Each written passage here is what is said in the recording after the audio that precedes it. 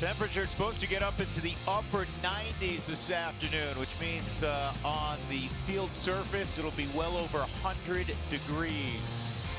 Rockies and Diamondbacks. The Rockies have lost amazingly 6 consecutive games at home. They are back to 500 for the first time since April the 30th at 32-32. There are 2 other National League West teams also at 32-32, the Dodgers and Giants. And right now in front, the Arizona Diamondbacks. The Rockies will try to cool off the Diamondbacks' bats today with that man, Kyle Freeland. And in his last start, Freeland beat the Cincinnati Reds, and he only gave up 1 run going to the 7th. He ended up giving up a couple in the 7th inning, but once again working deep into the afternoon or the evening. Well, it's so important for Kyle Freeland because he is so efficient, he works so quick, and the guys behind him love how he competes. I think that's what you need to see today from your starting pitcher. We know what the woes have been over the last couple days for the Colorado Rockies, and as we're watching Kyle Freeland, pay attention. At home, 3-1 with a 2.19 ERA this year, and the Rockies have won basically 5 of his last 6 starts. Rockies Choose Go starting pitcher preview is brought to you by Conoco. Fastball uses 54% of the time. Leaks hitting about 253 against that pitch. The changeup, although it's still a work in progress, needs to find a way to keep that out of the middle portion of the strike zone. Leaks hitting 344 against the changeup. The slider and curveball have always been decent pitches for Kyle. And Torey Luvello is loaded up, not surprisingly, as every team tries to do with right-handed bats against Freeland, because lefties basically have no shot against Kyle. Here's the Southwest batting order for the reigning National League Manager of the Year. John Jay, just acquired from Kansas City. He's 0 for 8 so far in the series, overall at .297. Nick Ahmed's got some pop in his bat, slick fielding shortstop. And then Paul Goldschmidt has just been ridiculous. He has 4 home runs in the series. He has 4 straight games with at least 3 hits.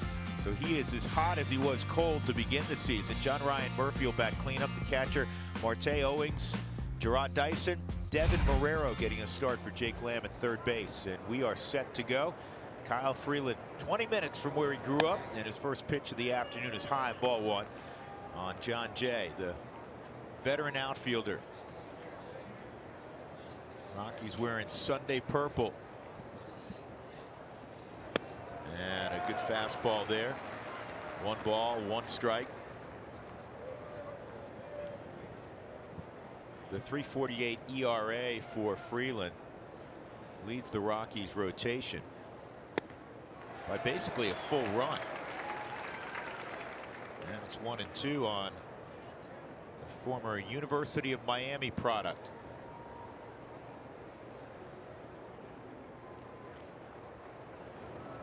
Freeland takes that cutter slider off the plate. It's 2-2. Wherever you go, and if you go into a visiting clubhouse and you find John Jay in it, he will always have University of Miami apparel on everywhere he goes. Proud of his alma mater, huh? It's a little bit too tall, so it's 3-2. He wears a hat, shower shoes, the shirt. He's got all the garb. And that's a ball, so leadoff walk for Jay. And that'll bring up Nick Ahmed. Here's the Rockies defensively. Again, Noel Cuevas getting the start in right field for Cargo. He swung the bat well yesterday. Blackman and Parra join him out there. And it's Arenado, Story, LeMahieu, Desmond in the infield with Chris Iannetta behind the plate. What's a little bit different for Noel is he's always in the starting lineup when the Rockies face a lefty, but now the last couple of days against a righty getting an opportunity. Boy, I like him. Love his makeup, and he's done a really solid job since coming up in whatever role has been asked of him by Buddy Black. Ahmed, ground ball, should be 2. There's 1, and there's 2.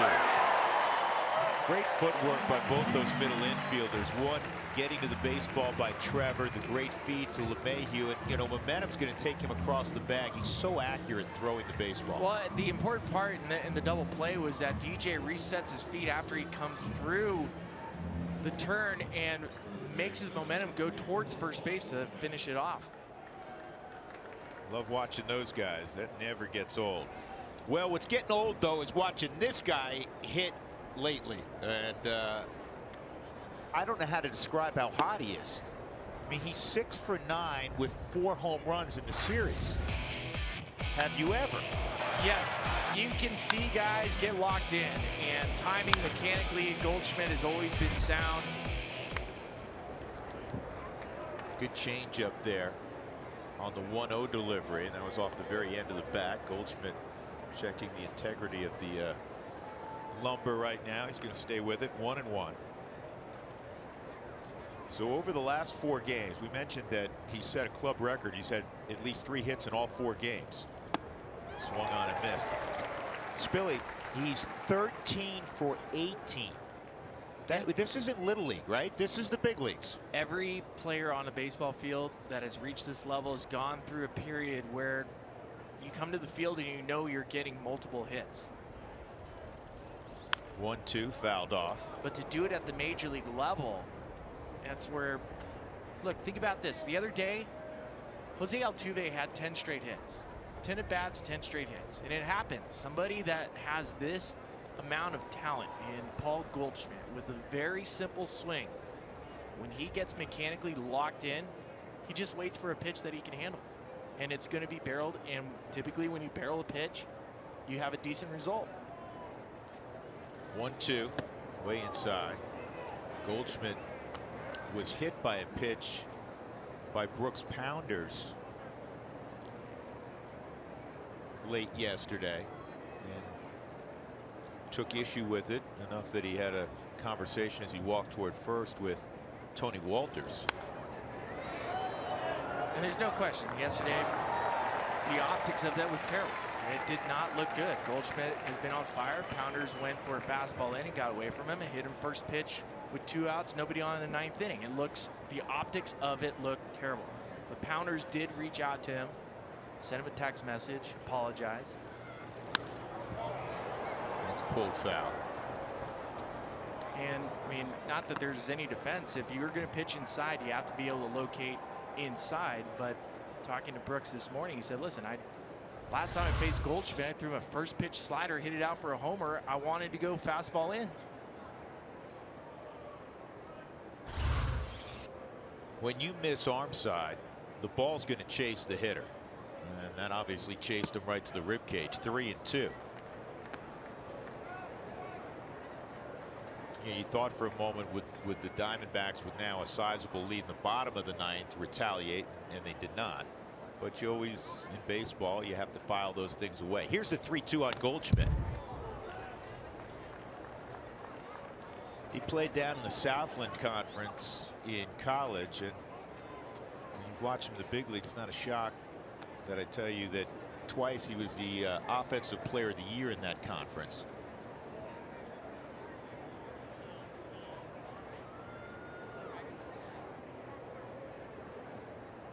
Two outs, nobody on. There was a walk to Jay. Ahmed on the first pitch hit into a 6-4-3. And this is lifted foul and out of play. This is the beauty of when you see a hitter get locked in, you get a chance to marvel at it. And you can tell. You see the confidence, whether he strikes out or gets a hit. It's watching how slow the at-bat has become for Paul Goldschmidt right now.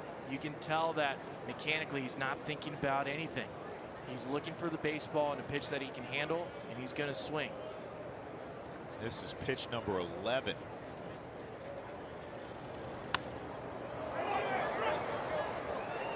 Chris hoping for a play, will not have one.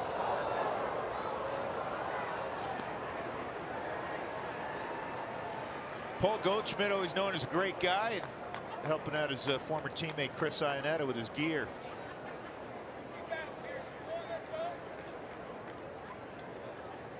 Those numbers against righties obviously are going to change considerably. We always say this with guys that have established themselves in baseball. Water finds its level. So he's got the average up to 250, and you know he's a 300+ hitter. So people are going to pay for that slow start. Just watch this at bat.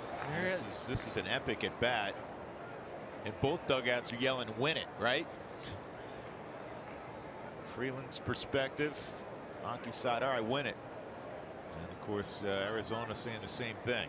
And Kyle's made enough pitches this at bat to win the at bat. It's like a Rorschach test, our super strike zone. And that misses, so a walk as it was just off the outside corner. Was that 13 or 14 pitches? It was 13 pitches. So John Ryan Murphy will come up.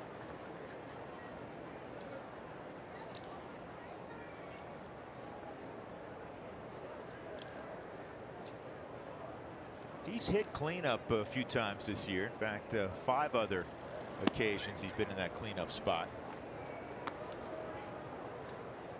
In the last 12 games for Murphy, 293 batting average, 5 home runs, 10 RBIs. Pretty amazing to think that just a couple of years ago, his career high was 3 home runs, 14 RBIs in 2015. Guys get better. They're allowed to get better, right? Keep working on their craft. This is his 19th start. He's had a hit 14 of his 18 previous starts.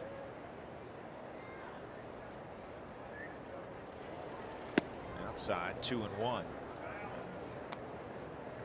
First inning, especially with the lengthy at bat by Goldschmidt, it's forcing Kyle to be in the mid-20s pitch-wise.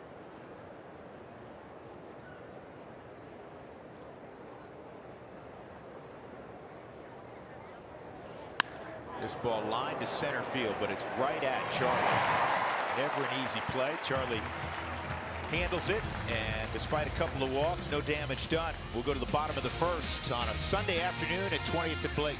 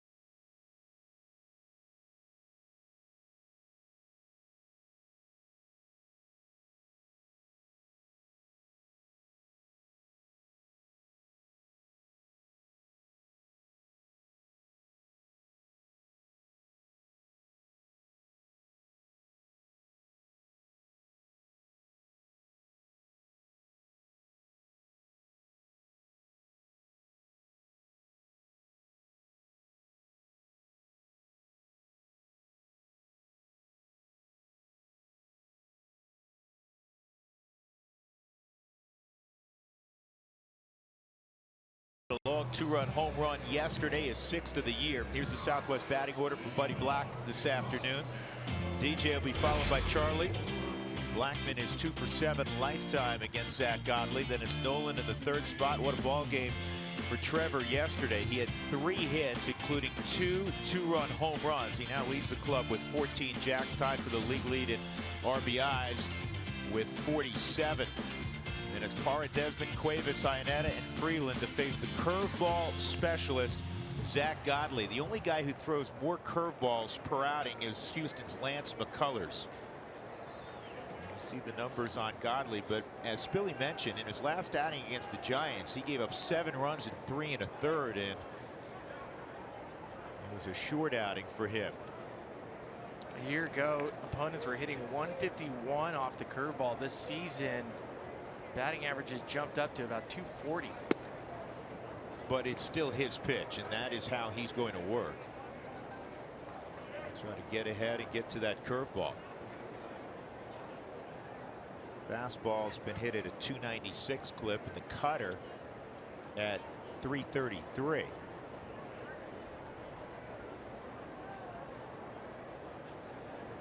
Here's the 1-0 on DJ.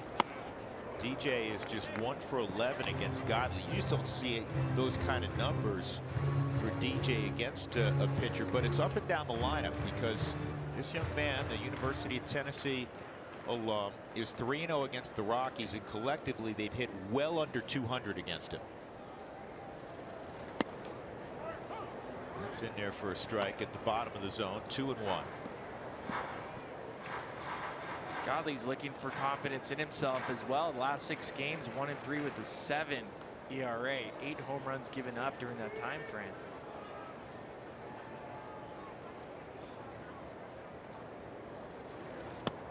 There's a curveball.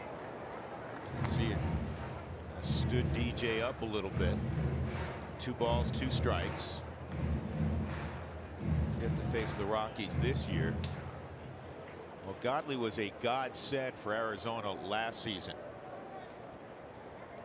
Shelby Miller went down inside, 3-2.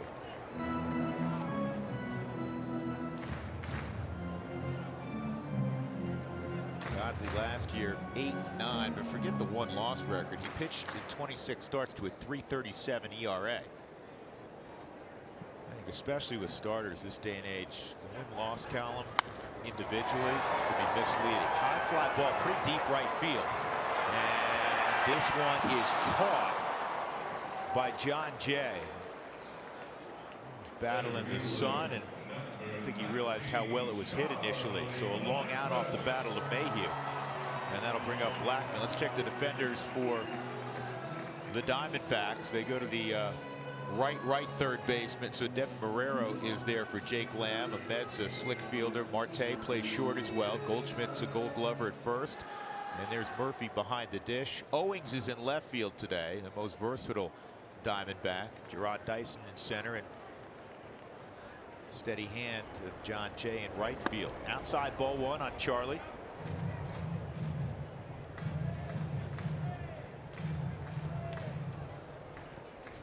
Career .335 hitter against the Diamondbacks. That's top 10 among active players. 2-0. He had a home run to the opposite field on Friday. That broke an 80 at bat homerless stretch for him. Just his 2nd home run in Lodo this year.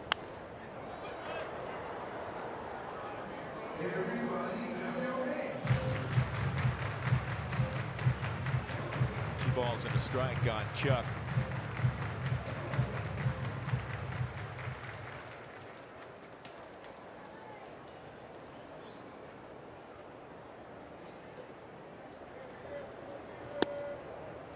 That's the cutter, and it just missed. 3-1. Good take. That's a hard pitch to lay off of from a right-handed pitcher as a left-handed bat, isn't it, Spilly? It really is, because that's where hitters want it. Lefties want the ball down and in. And Charlie couldn't hold up.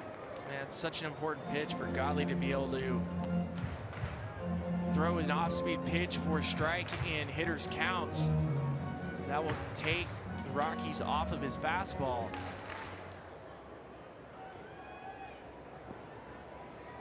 Now Charlie has no real idea of what pitch might be coming.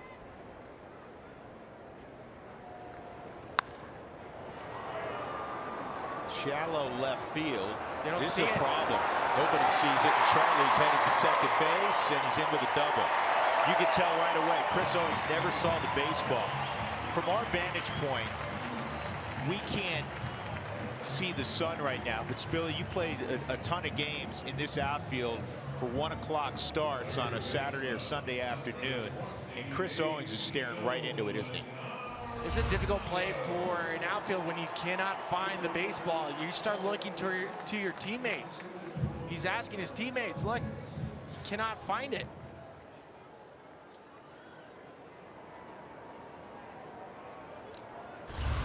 He just never saw it off the bat.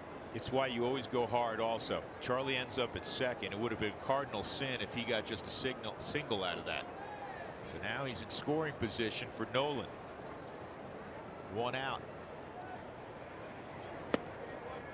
And that first pitch misses, ball 1. Nolan 1 for 7 against Godley. He's due. He's just 1 for 9 in this series.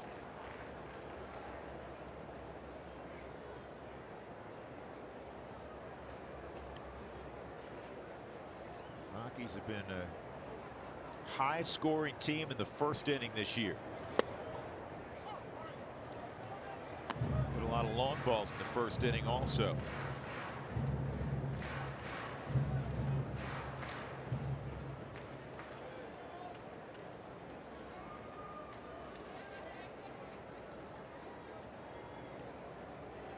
So far with the command of Godley of the fastball, it's not been a strike. You might see Rockies hitters sitting off speed.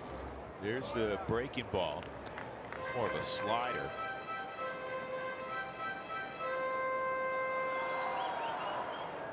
So far the curveball has been the only pitch that Godley's been able to command consistently. 2-1.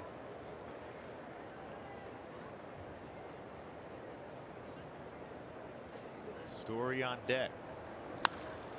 And Nolan missed it.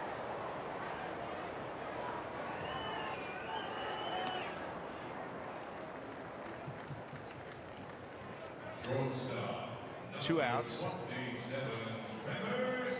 Achieving more is brought to you by AT&T. Well, Trevor with 2 outs is achieving a lot, almost a 300 average. The slugging percentage almost 800. A couple of 2-run home runs yesterday. We'll have to do the same here in the first this afternoon. The beauty of yesterday's home run was one of them was to right center field. And to see the amount of power that Trevor Story has in that direction.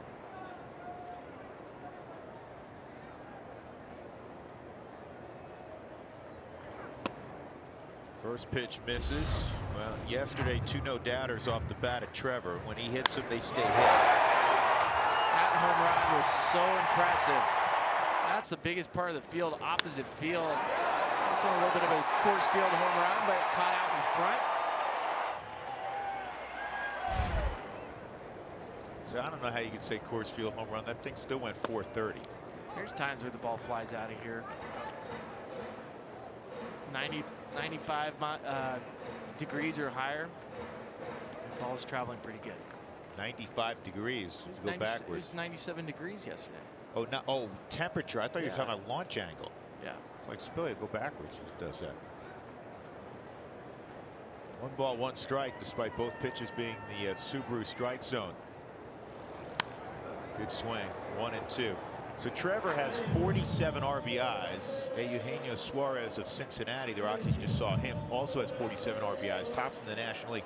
Among shortstops, his closest competition, Nick Ahmed with 28, and Brandon Crawford of the Giants with 28. We'll be looking at starting shortstop for the National League in the All-Star game.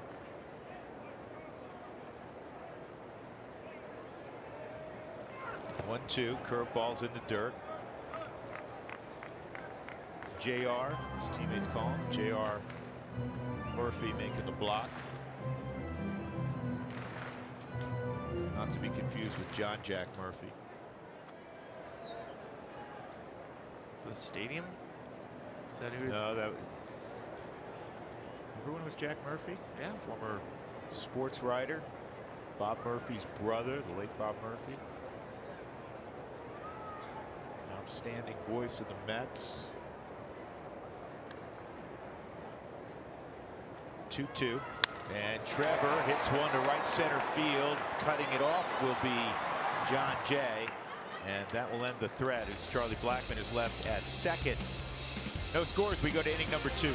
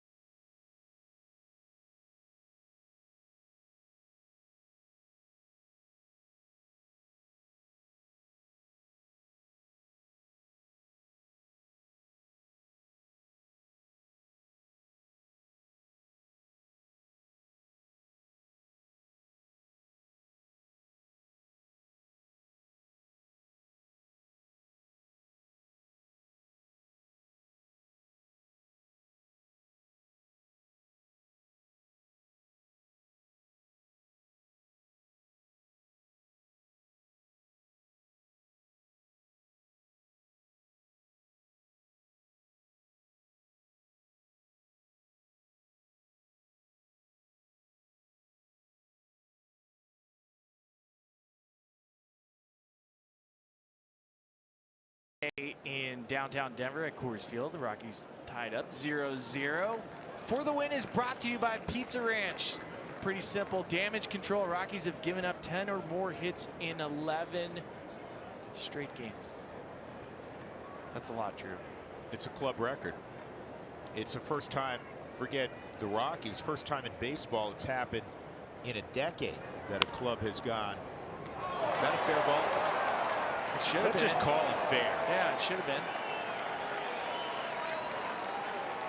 Nolan didn't get any plays in the first, so he wanted to make sure everybody in that Arizona dugout knew just who was playing third base. That's close. You can see the shadow on the other side of the line. I just love the throw that he's able to get off. There's no arm strength behind it. He just flicks it across the infield.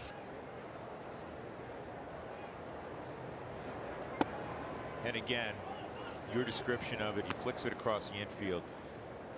For those that have played at any level, you realize what kind of arm strength you have to make that throw. This ball's lifted to deep left field and it's going to get on out. Ketel Marte with a home run, and it is 1-0 Arizona, his 4th of the year. You get a ball up in the air when the conditions are like they are, temperature in the mid-90s or so, the ball flies. And we're, you know, we talked for 6 weeks about dealing with the cold weather and the rain and the snow in every port in Major League Baseball.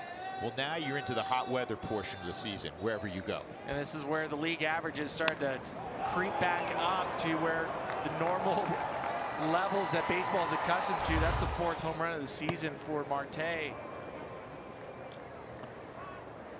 Chris Owings at the plate. He's had a tough go of it, hitting just 188.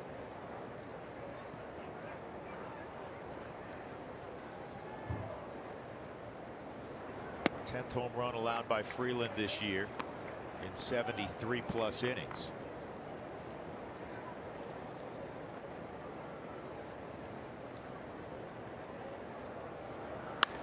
This ball's well hit to right. Cuevas going back, and he's going to have to field it off the wall. And it'll be a double for Chris Owings.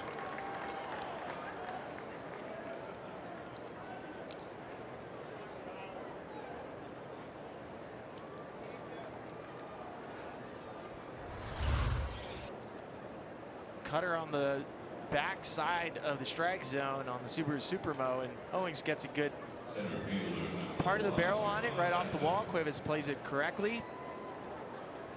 The last 2 pitches for Freeland just up. One Marte was up with an off-speed pitch. That one was up as well. Gerard Dyson, threat to bunt. Nolan sensing that, moves in about 15 feet. My buddy has fielded naturally a ton of questions about particularly the woes of the bullpen the last couple of weeks. And he said the one common denominator is its pitch location. You're talking about the last 2 pitches. Marte goes deep. Owings plays ping pong with the right center field wall. When we say up, and I think sometimes people miss, they think, oh, up is at the letters. Up at the letters, good pitch typically. Pitch. You know, especially when you're ahead in the count. It's that thigh to belt area. It's that you know, foot in that area, Spilly, where guys like yourself, you feast on that at this level. Because that is a natural launch angle for the bat pound. You square up a baseball thigh high to belt high. It's either a line drive or it's elevated and driven below the knees or below the thigh to the knees to below, or above the belt to the letters. Those are strikes. Those are pitches that are more difficult for hitters to get some loft behind it. You know, I think that phrase has been used for so long. Oh, the pitch was up. Actually, the pitch was middle. Middle and height is probably a better way of describing it. Freeland did not get the call there from home plate umpire Ed Hickok, so that makes it a 3-1 count. Actually 2-2. That's what I thought, because the last pitch was called a strike, and Hickok's telling both dugouts it's 2-2. Scoreboard says 3-1. We thought it was 3-1, but The previous pitch was called a swing by Gabe Morales at third. So it's 2-2.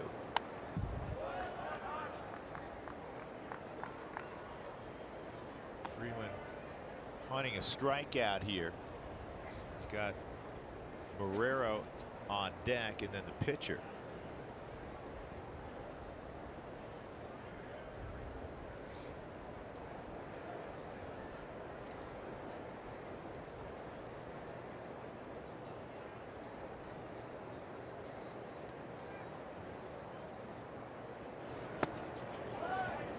Bounces outside. It's 3-2. We've seen some full counts already in this game from Freeland, who over his last 8 starts has worked less than 15 pitches an inning. But the first pitch he was in the mid-20s. Of course, Goldschmidt had a 13 pitch at bat that ended in a walk.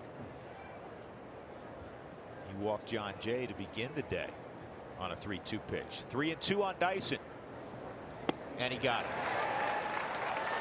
Got him to chase off the plate on a slider, 1 out, and that'll bring up Devin Barrero. Join in on the conversation today. Send us your comments, your thoughts, your questions. Use Twitter and include the hashtag Toyota Talk. First strikeout for Freeland.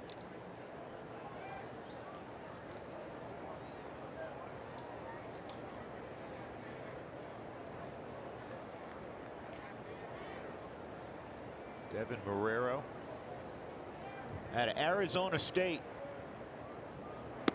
They've had 5 players in their history that played for the Sun Devils that ended up going about 15 minutes down the road to Chase Field ultimately.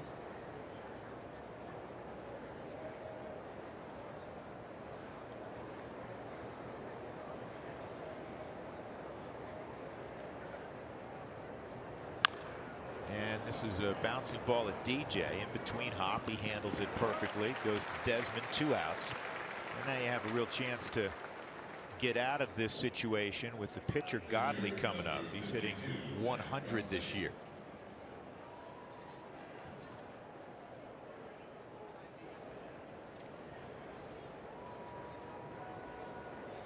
But you always want to take good care. Zach Greinke, who's a much more accomplished hitter, burned the Rockies on Friday with an RBI single. Likewise, German Marquez was able to get Zach Greinke back. Actually, the way it worked is German got Greinke first, and then Greinke got him back. Diamondbacks have won the first 2 of this series. That's a strike. 1-1. And they've won 4 of the first 5 this year.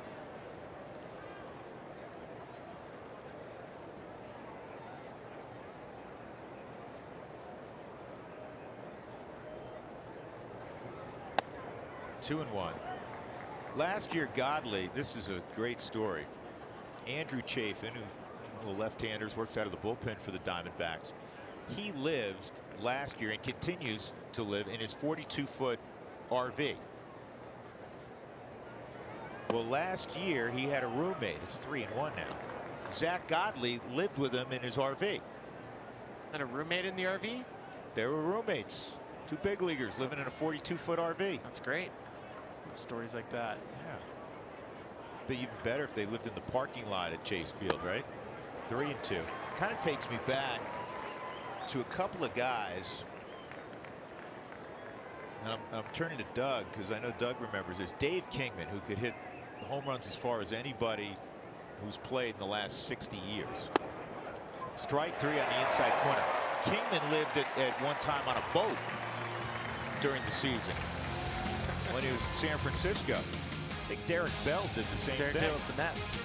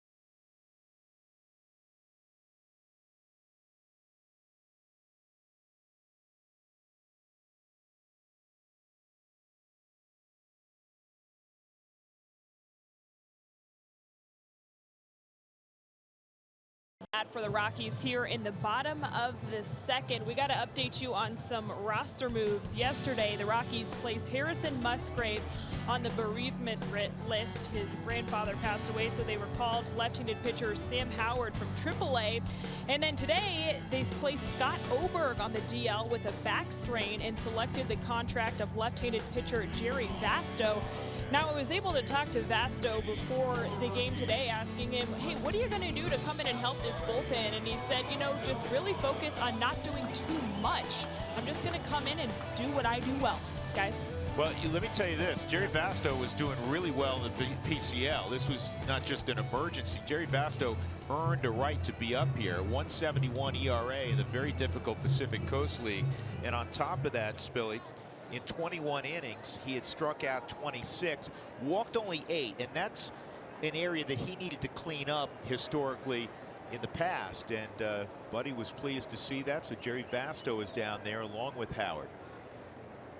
Here's a left-handed hitting Gerardo Parra, who's feasted on right-handed pitching this year. Parra is batting .316 against righties, which is 9th best in the National League. 2 for 8 in the series. He was 6 for 10 in that Cincinnati series. Here's the 1-0 from Godley. 1-1. Ian Desmond on deck.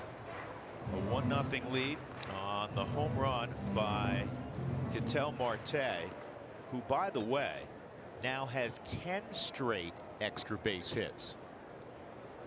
If I told you Paul Goldschmidt, you'd say, what an extraordinary run, but you know, not a huge shock the way Goldie hits the ball. But Marte, there's another base hit against a righty. Parra leadoff single here in the second.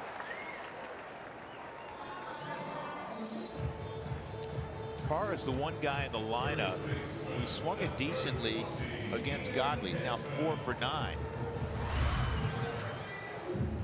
Parra has no problem handling the inside off-speed pitches, and that's why I think he's had so much success against Godley, is because he loves curveballs and sliders down and in.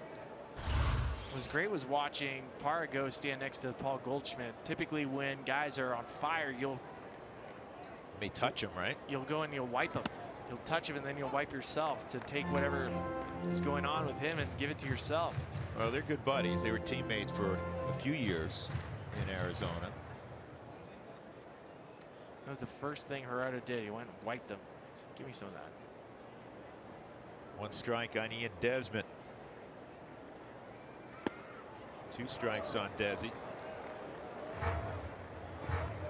Desmond looking for his first hit in the series. Been on a couple times via walks.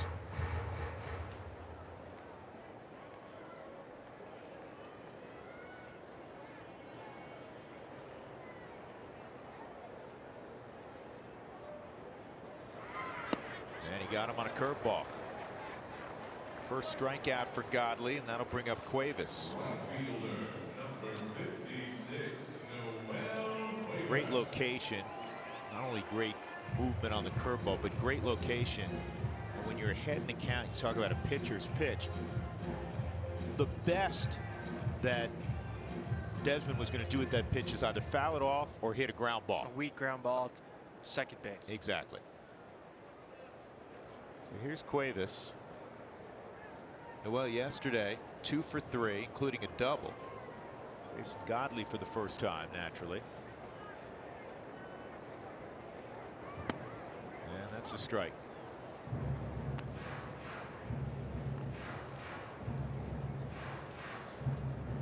Godley got the nickname the Bull when he was pitching in Knoxville for the Vols for his demeanor on the mound.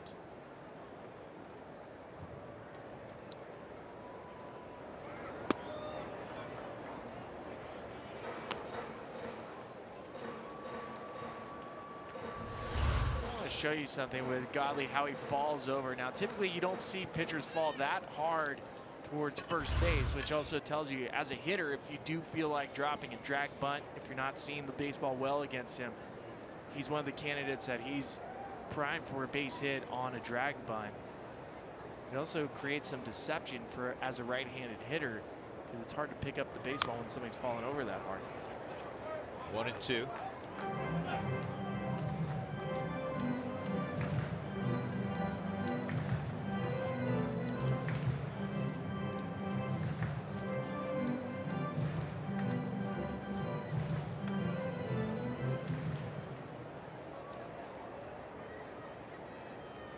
Breaking ball count, sometimes a good running count.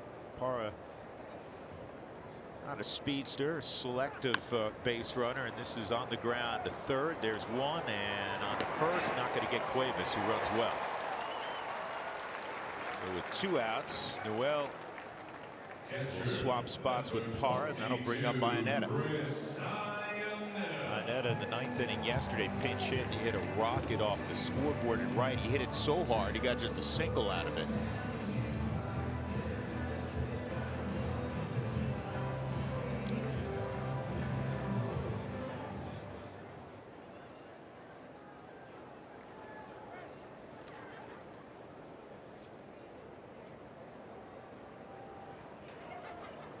Ionetta is facing Godley for the first time, but he knows him well because he caught him last year. Talk about revenge ABs, how guys do against their former clubs. Chris this year 6 for 10 against the D-backs.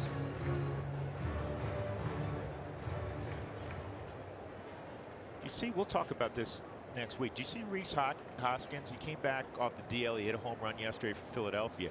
He has the double flap going. I haven't seen the double flap. Which is, now if he was a switch hitter, you go, okay, I get That's it. cool. But he's not, and he has it on both sides. I'll do a hit on it when I'm in Philly. There you go. The sideline guy. He's a sideline guy.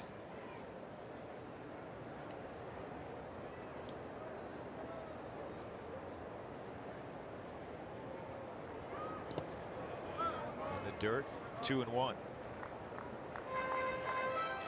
Billy Schmidt, the Rockies' longtime vice president of scouting, will be joining us next inning. We'll talk in much greater detail about the Rockies draft earlier in the week. Man, ask him why he didn't get a gaucho. Tries to stay away from those bad character guys is the word on so many of those gauchos.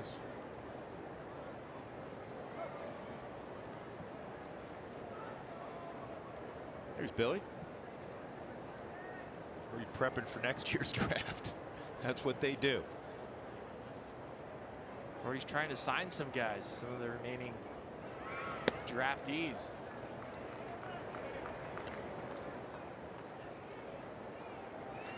An exciting time for. You just got drafted in the amateur draft. Journey's just about to start. You have no idea what you're looking forward to. You remember your journey. And here's the 3-1. That's a strike. And not only for you were you gifted and fortunate enough in large measure because of the work you put in to get here and stay here. But I know you well now how many close relationships you have cultivated through that process. Even some guys that you're very close with who never got here. That's right. 3-2. And that's ripped to third. What a pickup by Marrero. That'll end the inning. The Rockies will go to the third, trailing 1-0 on the Marte home run.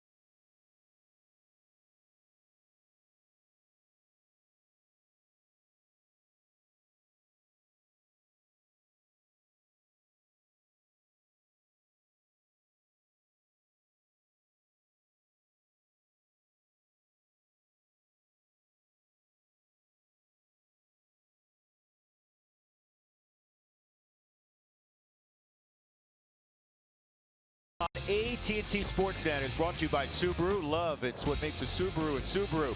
And by UC Health, live extraordinary. Hot day at the Yard. Another great crowd expected. The Rockies trail 1-0 as we go to the top of the third. It will be the top of the order for the Diamondbacks, led by John Jay with Ryan Spilborg, Taylor McGregor. I'm Drew Goodman, as promised. The longtime Vice President of Scouting of the Rockies joins us, Billy Schmidt. And after 52 weeks of hard work with you and your cross-checkers and all your area scouts around the country, it culminated earlier in the week. Overall, pleased with the haul? Oh, very much so. Very much so. There was a lot of time and effort put in by a lot of people, and we feel good on how it all played out. And now we'll go through a process of getting them in and getting their physicals, and then get them out and play, and then look up in a few years and say, you did a good job here, and maybe not so good there. Well, it is an inexact science, as that's fouled off by Jay, and I think it's only appropriate we start with the first guy you selected, the left-hander Ryan Rollison out of Ole Miss. And one thing I noticed when we were looking at video, he can spin it, huh? He has a very good curveball. That's probably his best pitch of his mix. He can go in the low 80s. He can get on the side and make it look like a slider. His fastball's not bad either. He can go up to 95. He's going to pitch probably similar to Kyle here, 92, 93. They profile the same way as far what you see? Yeah, I think, realistic, you'd like to think you're going to get a number 3 starter. Could evolve to be more, and hopefully not less. That's amazing. So before the draft even started, they showed videos on the Rockies Twitter account of Nolan Arenado in high school. And when you saw Nolan in high school, you can see mannerisms of what we see today, but I did not see it. You don't see the Nolan Arenado superstar in a high school. How can you see that so far in advance before they get to the professional ranks? Well, a lot of that goes to Nolan and the work ethic and how he changed his body, because I don't know what video you were looking at. I can show you some videos. It wasn't real sexy. The one thing he could do is he had a knack for putting a bat on the ball, and he did it consistently. We had fun, and Bill, you were immersed in the draft, but I went back and looked at, and we put it on the air, a couple of old Baseball America pre-draft scouting reports on 2 guys in particular. We used Charlie, we used Nolan, and in the case of Nolan, they said, he has the potential, they were on this, to hit for power, big time power, so they were all over that.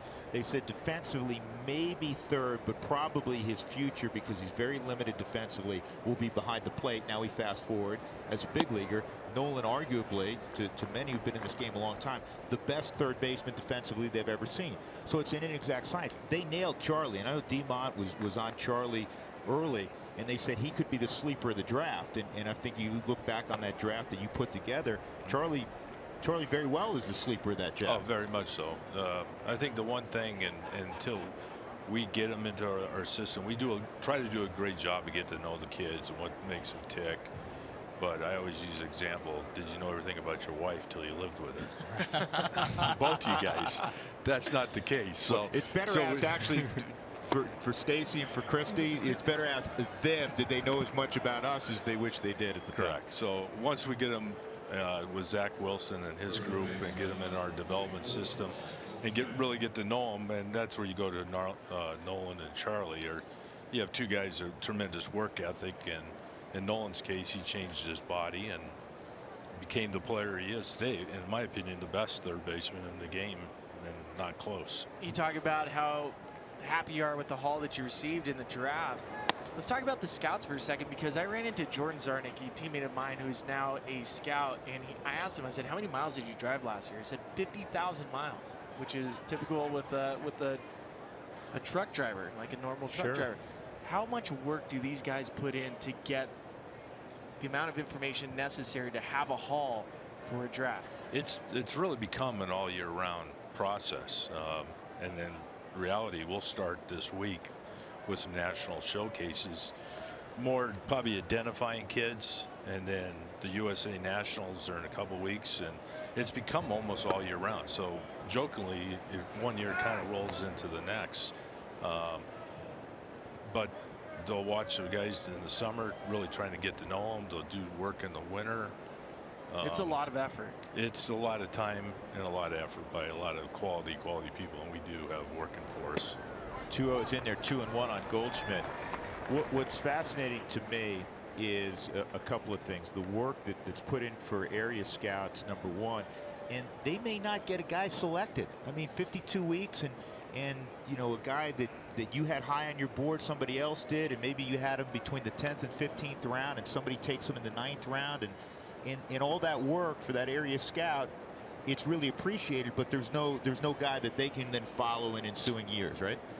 You know, and you're right in what you're saying, and we talk about that, and they'll see guys out of their area, and our real objective is to get the best players we can for the organization, not we're going to get so-and-so's player.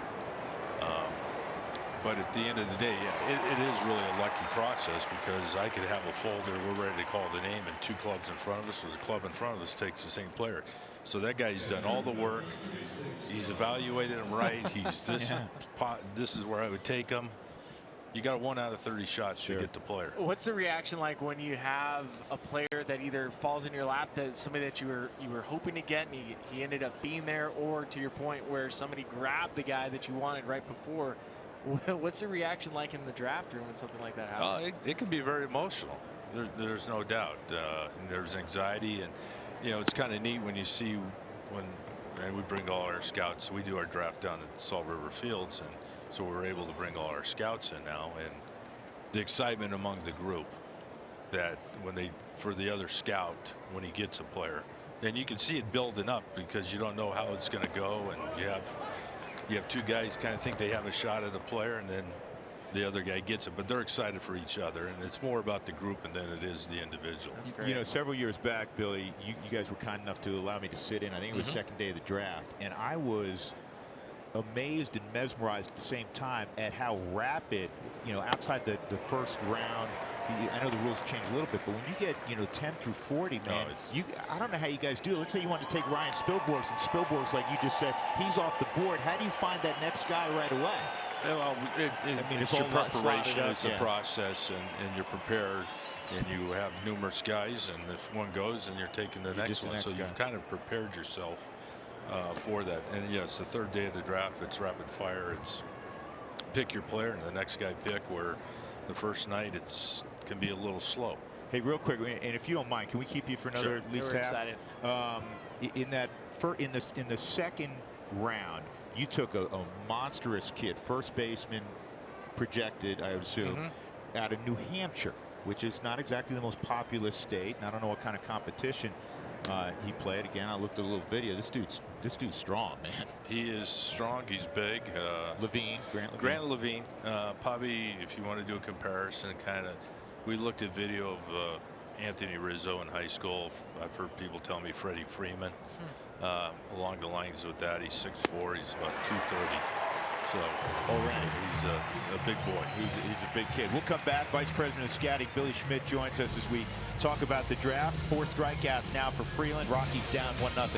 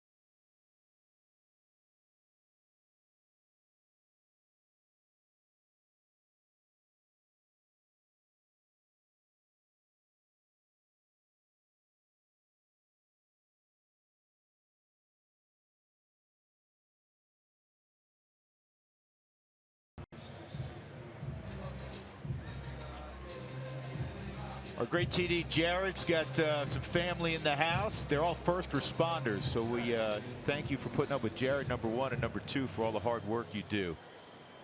I'm glad they have short sleeves on. Man, it's hot out. Started at 92 degrees today.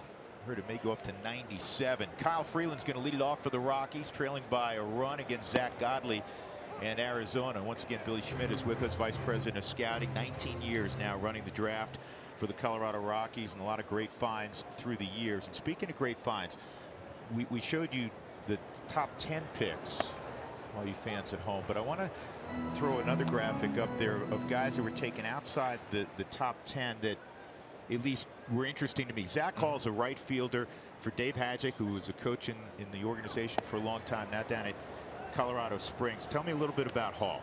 Left-hand hitting outfielder, had a big year. I think it was 17, 18 home runs. I think the neat thing about that, and I told Mark Gustafson, because Mark, who covers Colorado for us, said you're always going to be known as the first guy to draft a player out of that program. Isn't that cool? That's great. You know, that will never change. Reagan Todd was at ASU. He's a two-way player at Mesa. I assume you like him on the mound. Right. You know, we drafted Reagan to be a left-handed pitcher, and you know, we're looking for pitching at the end. Pitched 2 years. Played with your son at Regis. Played with my son in high school, so I'm familiar with him. 2 years at Arizona State, transferred over to Colorado Mesa. Had a good year for him as their number 2 starter.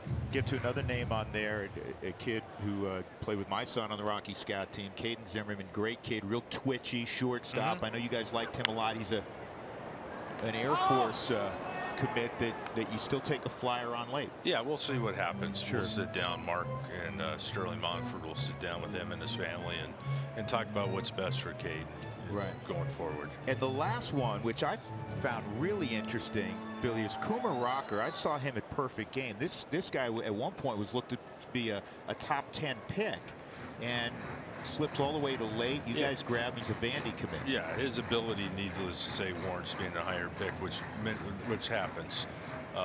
He's committed to University of Vanderbilt, like you said, and we'll sit down with him in the next month and see. You know, things have a way of changing here, and basically what you do is you buy yourself about another month to prolong something until you get to the signing deadline. Yeah, I mean, who knows, right? Picking somebody there. I mean, that could end up being a big steal, right? There's no doubt. Who else gets you excited? You know, there were so many names to cover. The shortstop we took out of the University of Minnesota.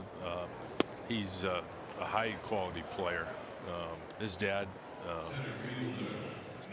longtime coach in the major leagues, and now currently with Detroit. He's been with Ron Gardenhire. I think he's a Joe Panic type player.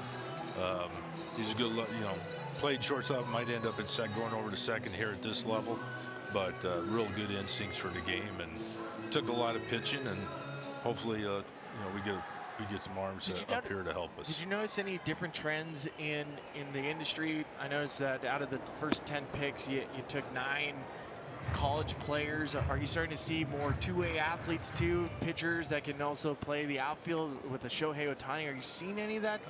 Well, you always see two-way. You had Brendan McKay last year out of Louisville. At the college level, there's always some guys that are two-way guys, so I don't know if that's changed. You know, we took college guys. We took one high school kid. I think that's more chronic of the system, where you're dealing with a pool of money. We tried to, we looked at some other high school kids like we talked about earlier.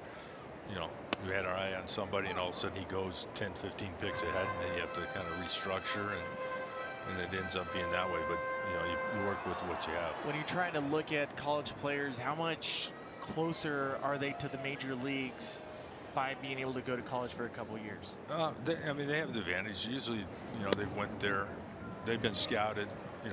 All Ryan Rollison, we'd scouted him in high school. He had a large price tag.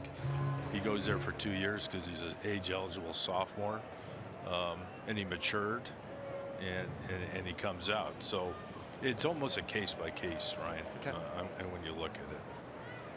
3-1 on Charlie. That's a bad miss. And Charlie with 2 outs goes down to first. That'll bring up Nolan as the Rockies trail 1-0. Couple hits for each side so far. Again, Billy Schmidt's with us, Vice President of Scouting for the Rockies.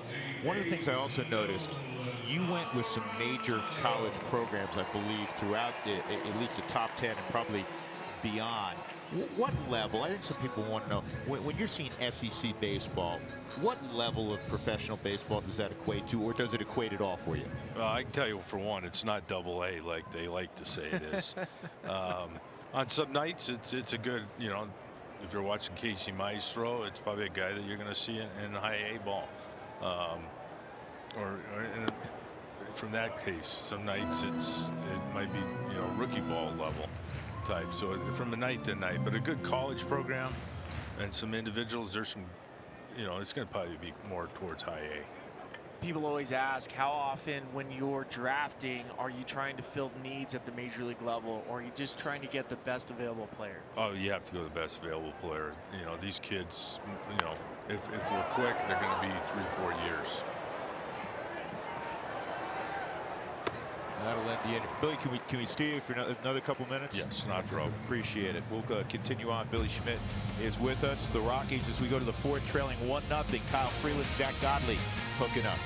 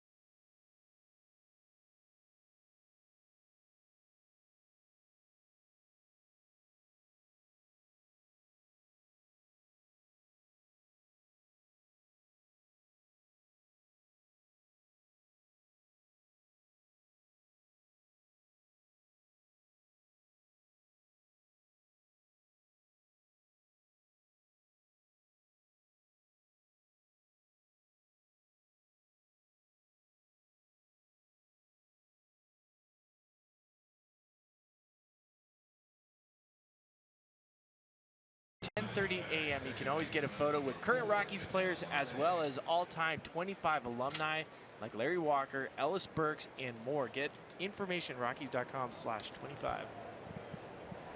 You want Bill Schmidt to take photos with you too? Where are you? Well, I'm not in the top 25. We want people to come out to the ball game, Billy. That's the object. We want people. Last year you told me you were in the top 20. Yeah, there's my name's in a lot of the records over here. Just games played. Does Cuevas see that? Yeah. Noel makes a catch. Marte retired. Continuing with Billy Schmidt.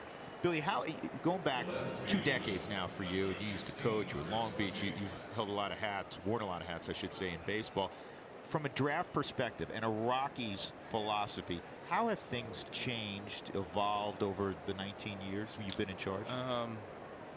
Well, I have a lot of guys that's Danny Montgomery, but Ed Santa, Mike Garlotti, Damon Iannelli, John Cederberg.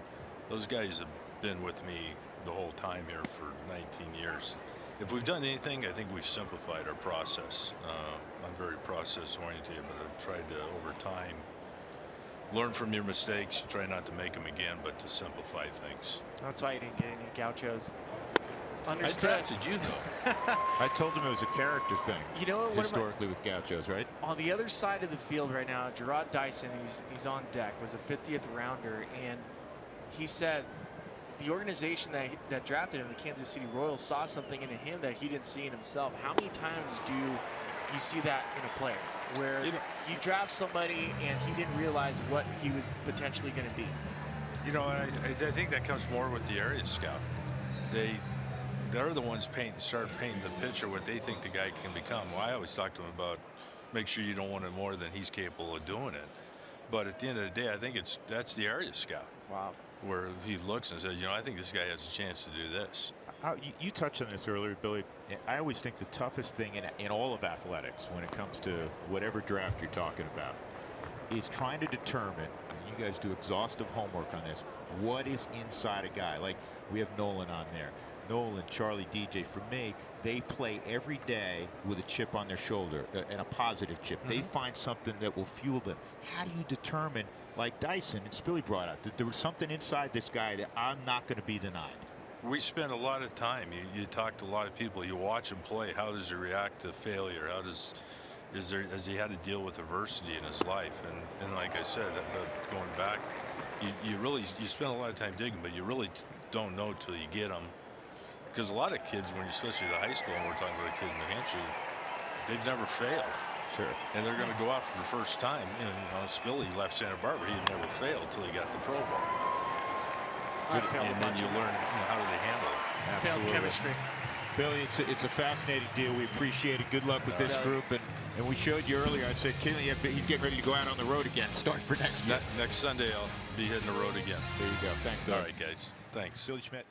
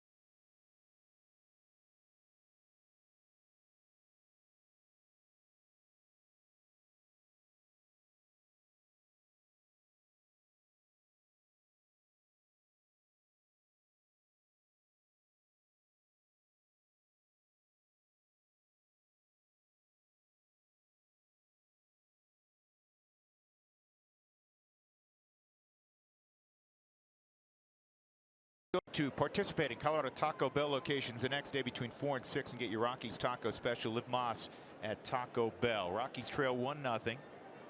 And leading things off will be Trevor Story in the Rockies half of the fourth. Just 2 hits each. The difference, a Ketel Marte solo home run.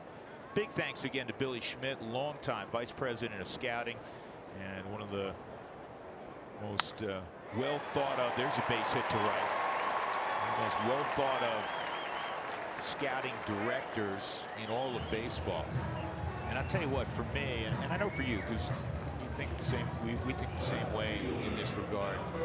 I find the draft, the scouting process, absolutely fascinating. Because there's so much effort behind the scenes that an average fan doesn't understand what's going on. You don't realize how many people work in an organization to have eyeballs on these athletes. If you're good, they'll find you. If you're playing Division I, they'll find you. Division II, NAIA. If you're in independent ball, they'll find you. In fact, to your point, Spilly, Mike Erickson, who's one of the cross-checkers, national cross-checkers, that's, you know, the next layer. When an area scout sees a guy he really likes and thinks that he could be a pretty high pick, potentially, you know, cross-checker like a Mike Erickson will go in. Danny Montgomery, we talked about him, you know, Damon Iannelli.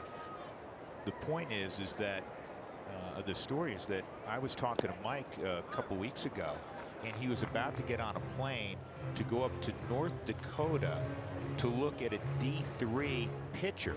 That pitcher that he was going to see was the 6'10" kid who went in the top of the 6th round out of Whitworth. And again, as you were saying, if you can play, they'll find you, man. And that's why this game is so impressive, because of many of the scouts that are on the road looking at these players are former professional baseball players. They have an eye, a knack for seeing what it takes to make it to this level. 1-1 on par after the knock by Story. Swung on and missed, 1-2. And another note, and you were that guy not all that long ago that, you know, there were scouts coming around. You played for one of the top teams in Southern California, travel teams, the Foresters, a legendary team. And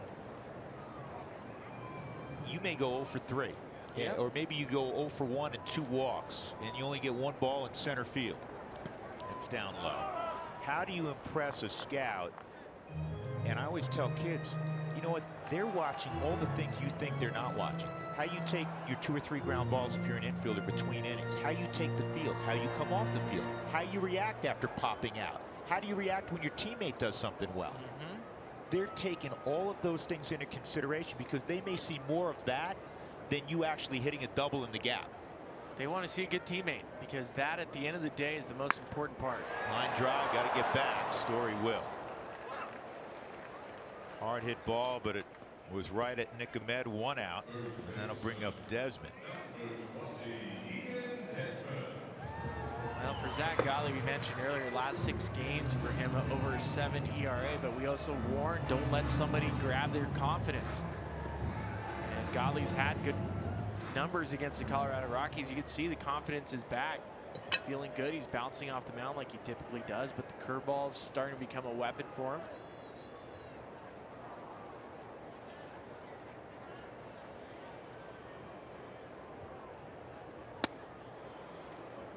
Desmond struck out on a curveball his first time up, 0-1.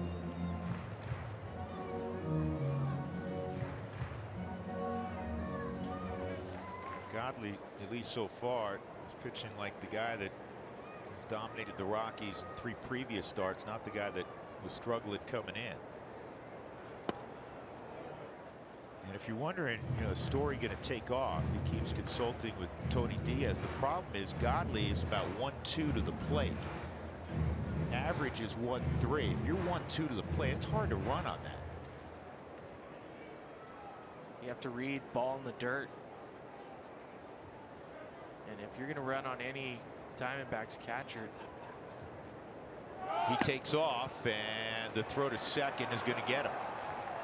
Even though Desmond tried to protect Story. So Trevor is cut down trying to steal, and for Story, that is just the 2nd time in 10 attempts he's been caught. well, looking at Trevor, looking back, it might have been a hit and run. That's the 2nd caught stealing in the season for Murphy behind the plate. And a tough at bat for Desmond. So the Rockies gone in their half of the 4th. To the 5th we go. It remains 1-0 Arizona.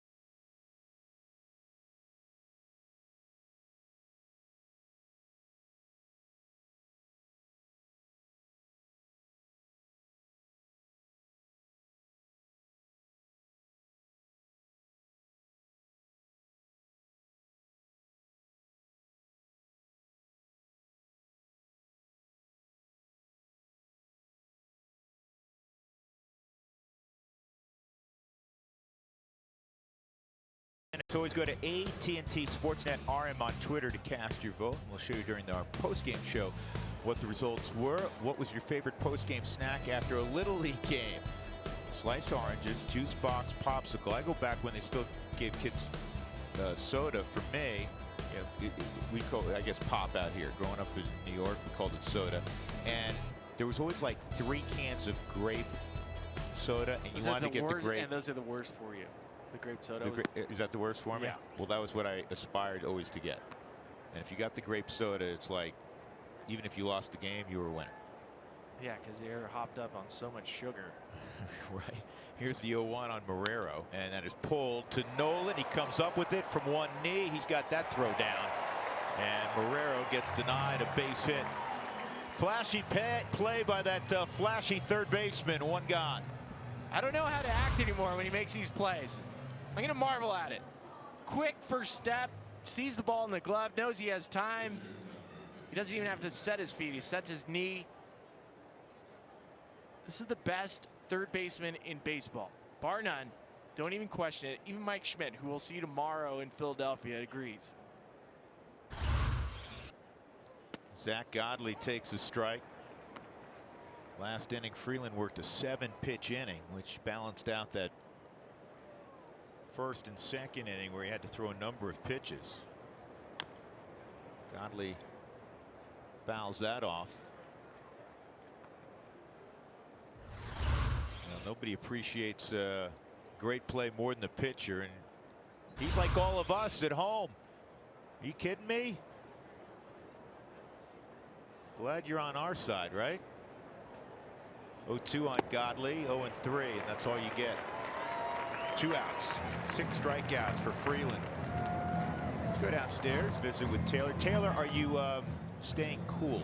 I am staying cool, but that's taking a lot of water. Guys, I wanted to talk about the Play Ball initiative that is going on this weekend with the Rockies. It was something that was started in 2015 to encourage promotion of playing softball and baseball. The Rockies are doing a lot of things. One of those is selling these t-shirts. So they say Play Ball on the front, and then on the back it says, "Follow your heart, kid, you'll never go wrong." Now the Rockies doing several different things. One of those, going to the Boys and Girls Club yesterday with the kids. We had thousands of kids marching around the bases today, or on the warning track today. And then the wives selling bags as well with autographed balls, and that money will be donated to Rockies charities, which will eventually be sent back for something to do with encouraging kids to play baseball. True. Yeah, great stuff. Taylor, thank you. Those kids will go to bed around 4:30 a.m. tonight. John Jay held his breath. It's called a ball, 1-2. I know the players love participating in those clinics. Saw highlights earlier of Noel Cuevas running with a lot of those athletes. That's exactly how you're not supposed to eat cotton candy. When you're his age, that's how you eat cotton candy. Gee, what is it when you're like between the ages of 4 and 14, you're completely oblivious to food hanging off your eyelashes, on top of your nose? You have no idea. 3-2 on Jay. I feel like I'm 38 and I still have food. Well, you do, because I helped you out earlier today, because you got that beard going now.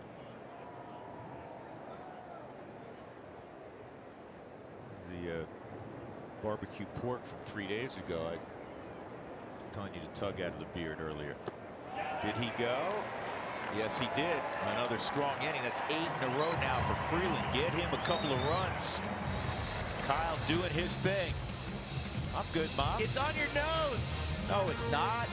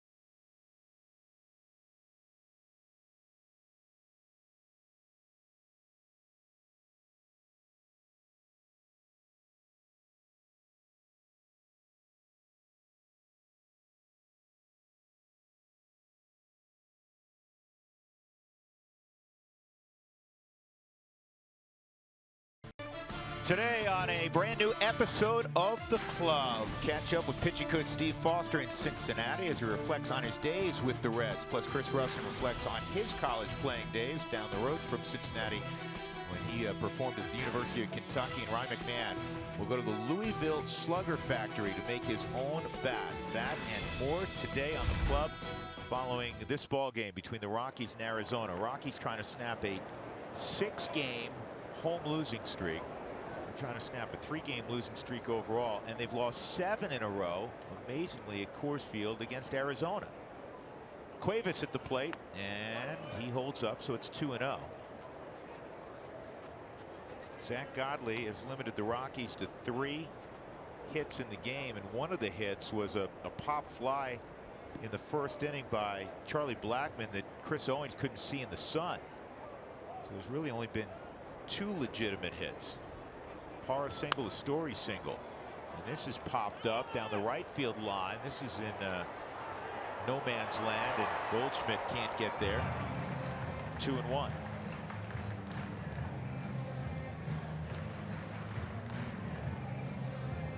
Things you never thought you'd say. The Rockies, Spilly, are 11-18 at Coors Field. I'm shaking my head because that's. I just, that number is startling. I understand earlier in the year, okay, like go a month where you're not playing well at home to start the season. This has been, we're in June. Well, you play 81. You play 81 home dates, and this is the Rockies' 30th home game. So you're not that far from half of the home games you will play. It's not a small sample size anymore. This is popped up and playable in right field, though. A long run for Jay. Maybe it's not so playable. That was taken by the wind, fortunately, because it started out in right field. You thought it was going to be a routine play for Jay. It's a pretty good breeze going up there. So Cuevas, another new life. 2 balls and 2 strikes. 11-18. And even if you go back to lean years with the Rockies, they performed well at Coors Field. Now the Rockies have been great out on the road. They've got to find a way to get on a roll here at home. Well, and part of the reason why I've looked at some of the numbers for the Rockies and why I think they're better on the road than they are at home is the offense and the way that it's designed. It's a quick strike. You know, they're not going to take a lot of walks. They'll run into some home runs. Cuevas goes down swinging. You're looking at a team that offensively, they're not getting walks. In order to string at bats together, to get offense to score at home, you have to be willing to hit the ball opposite field. Take that extra base. Work a walk. Get hit by a pitch. Then you run into a home run. On the road, you can live with that because the defense is so good. Starting pitching has been great. But the earned run average, and yeah, it's harder to pitch at Coors Field. We know that. 6.07. That is the singular reason that the Rockies are 11-18 at home. It's a team thing. You never want to point fingers, but you know, especially down in that bullpen, they'll be the first to tell you we have not held up our end of the bargain. 1 out, Ionetta at the plate, and he's ahead 2-0. The worst home record ever for the Rockies was 2012. They went 35-46, which is a winning percentage of just .432. And right now, the 11-18 is a winning percentage of .379.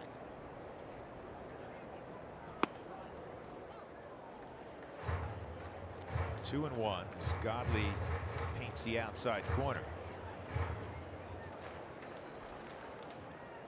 The Rockies getting a great start today from Kyle Freeland again. They haven't figured this guy out now in 4 starts. He's 3-0 against the Rockies. He's just mixing up his pitches so well. And he's undaunted, Spilly, pitching at Coors Field. 17+ innings. He's allowed only 4 runs at Coors Field.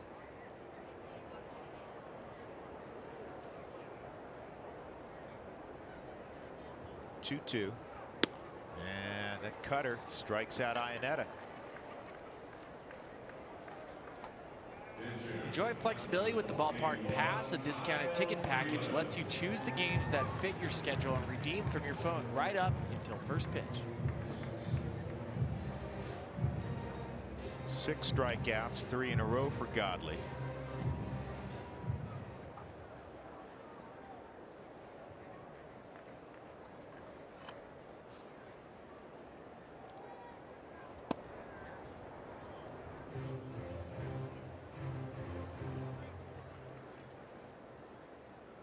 You know, things aren't going well. You think it's Armageddon. Try to remember that the season's a marathon, and you know, a few weeks from now, you could be talking about a team that's, you know, on a roll the other direction. And you know the talent is there. Right now, the Rockies scuffling, and they go quietly in the 5th. Striking out the side, Zach Godley. 4 punch outs in a row. 1-0 Diamondbacks going to the 6th.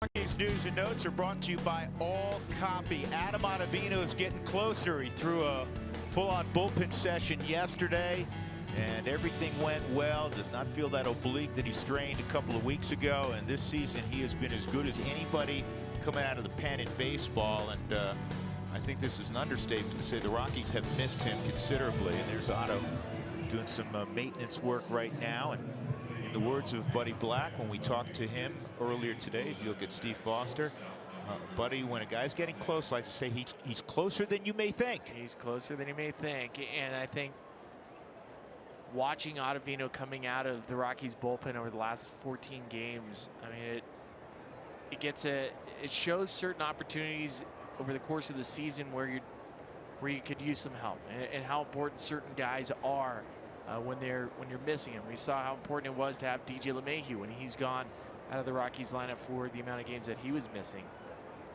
Well, the Rockies yesterday, unfortunately, and it's been a common theme these last 10 days or so, they couldn't get to Wade Davis. They were up 7-5 in the 7th inning, and we know things unraveled. So Wade Davis never threw in a ball game where, you know, mentally he's thinking, all right, we're +2 in the latter third of the game.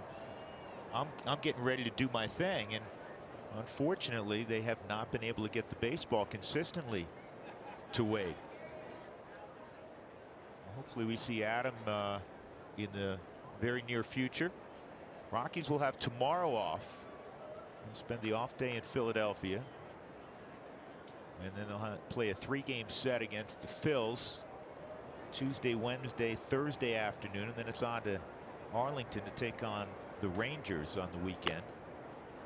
That's fouled off by Ahmed. 2, 3, and 4 for Arizona in the 6th inning.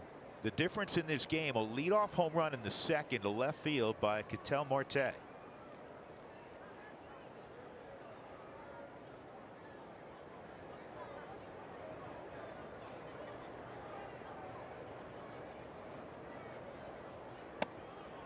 1-2.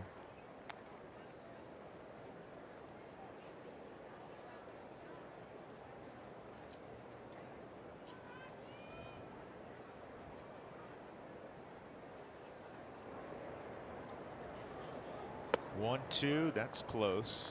Right at the bottom of the Subaru strike zone. Ed Hickok's behind home plate. Early in the first inning, Kyle Freeland did go talk to Ed Hickok's about a pitch that he wanted with Goldschmidt. It was a changeup 3-2 after, what was it, 12 pitches?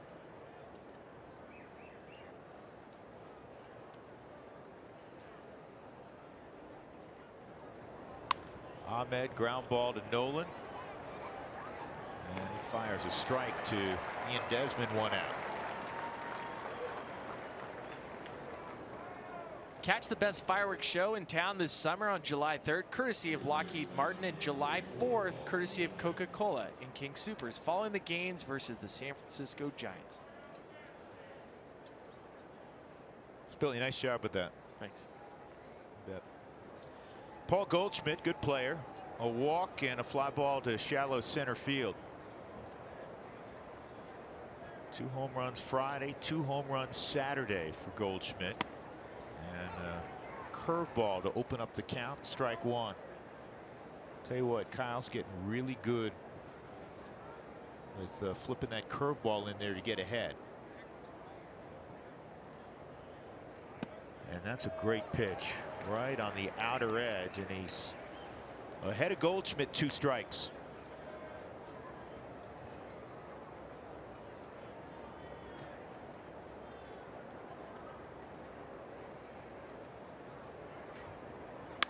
And this ball left up, deep left, and Parra is going to have to field it off the wall. It ricochets away.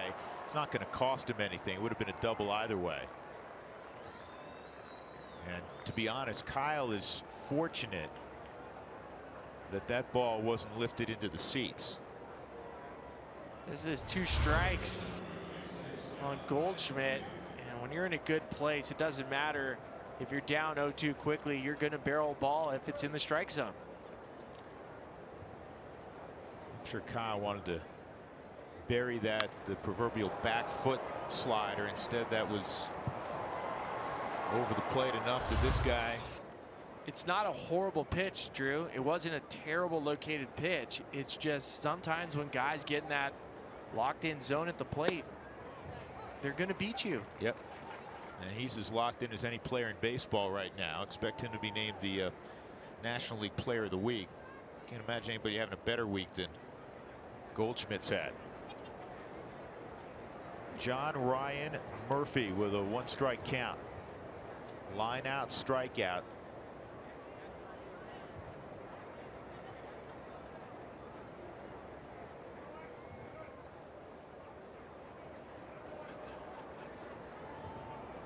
Goldschmidt got off to the really slow start offensively. And another area where he hasn't made his mark, which he typically does. He's such a great base runner. He only has a couple of stolen bases. Kyle's aware of him right now. 1-0 game, lefty on the mound, getting that blind spot. Third's easier to steal against a lefty, and with 1 out, it's a possibility.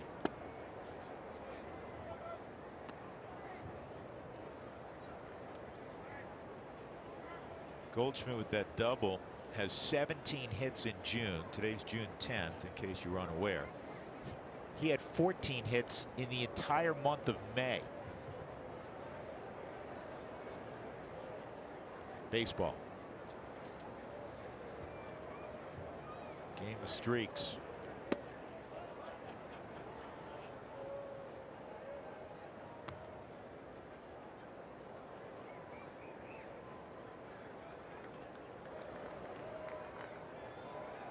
Freeland at 93 pitches.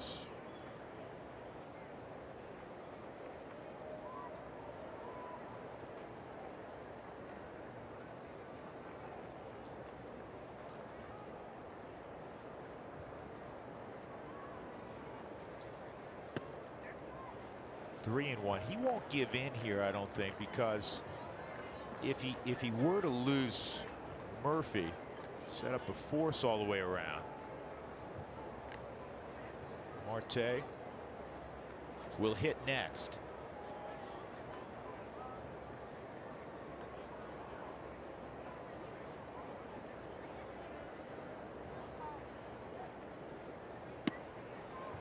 Nope, didn't give in, and he misses away. So the third walk issued, or check it, fourth walk issued by Freeland. Runners at first and second for Marte.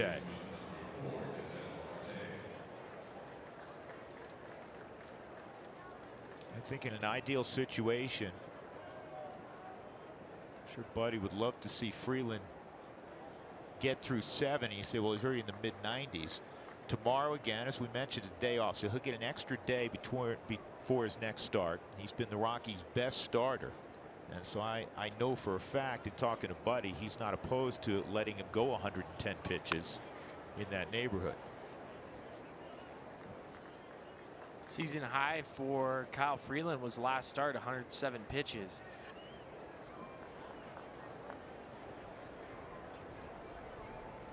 That was in Cincinnati, went 6 2/3.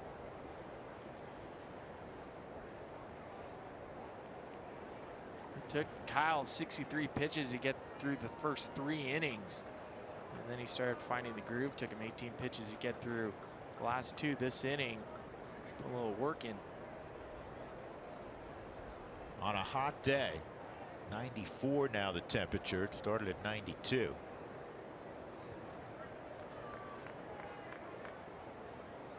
He's allowed only 3 hits. The problem is Godley's allowed only 3 hits.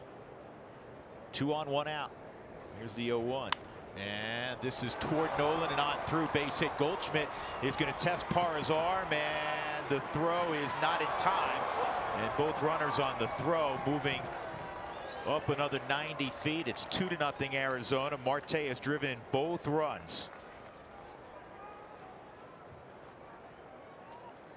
This is going to come on a single for Marte, snapping a streak of 10 straight extra base hits. Cutter gets in on Marte, then beats him. Just happens to find the hole right past Nolan. Now his throw needs to be a little bit lower to give Nolan an opportunity to cut it down. He would have had Murphy right in front of him and probably would have kept Marte from going to second base, keeping the double play in order. Chris Owings with the infield in. Double and a strikeout. Ground ball. That's fair. Come home with it, and it's not handled by Iannetta. That runs safe on a fielder's choice. Nolan tried to find the correct throwing lane. We'll have to look at the replay to see what happened, because he had time. So Nolan's going to clear the base runner and make sure he gives Chris a good throw. I can't tell if Chris. Oh, I see what, you know what? Chris went to the inside. The throw went the other way, and it popped out of his glove. They had time to get Murphy there. So it'll go as a fielder's choice, an RBI for Owings. And now the deficit is 3 runs.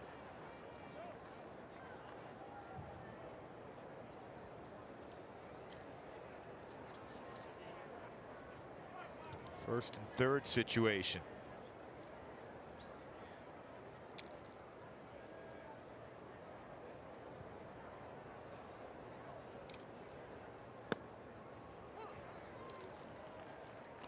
The Rockies now getting somebody up. It's Jerry Vasto, who was just called up today when Scott Oberg was placed on the disabled list. Scott had been throwing the ball decently, and he's got a back situation. The Rockies have 2 guys now in that pen who, when they appear, will be making their first ever big league appearance. Jerry Vasto, Sam Howard.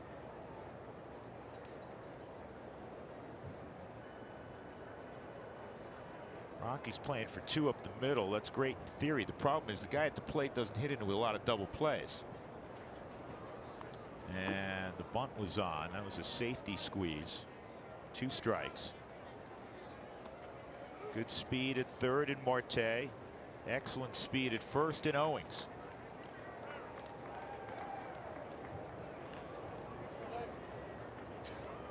Really a frustrating inning for Freeland. He was ahead of Goldschmidt 0-2. Have to pitch over the plate. Goldschmidt lined it for a double. And then Marte kind of a seeing eye base hit. Then you get a weak ground ball by Owings. Can't get the out at the plate.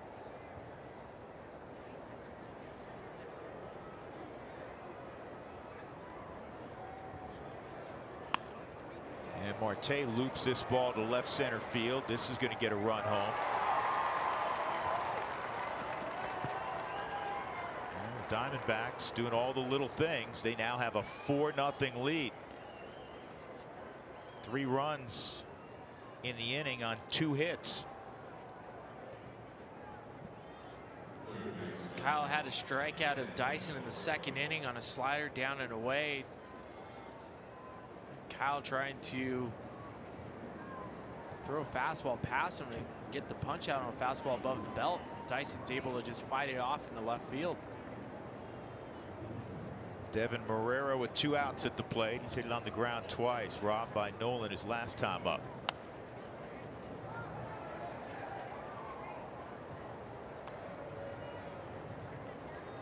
Well, other than the Marte home run, Freeland arrived in the 6th inning, having allowed 2 hits. They've kind of nickel and dimed him now for 3 runs here in the frame.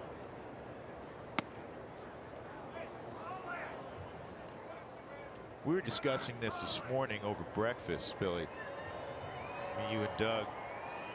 The Rockies have not had, and it's June the 10th, they haven't had the steal a victory from the jaws of defeat, so to speak, yet, which you normally see, you know, a handful of times in the course of a season at Coors Field. I'd like to see one today. Yeah, perhaps today's the day, right?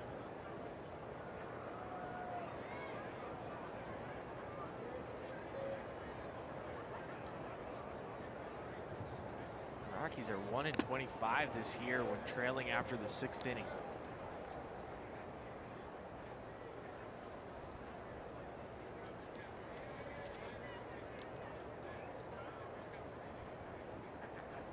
Give you an example, the Diamondbacks are 5-22 trailing after the 6th inning. Here's the other part of the equation, and this has happened really over the last 10 days or so. The Rockies are 25-5 when they lead after 6. And you go, oh, that sounds good, but that means 5 times you had a lead going to the 7th inning that you were not able to hold. And the Rockies now this year, 19 games they've had a lead and lost, which is the most games in the National League. 3rd most in baseball.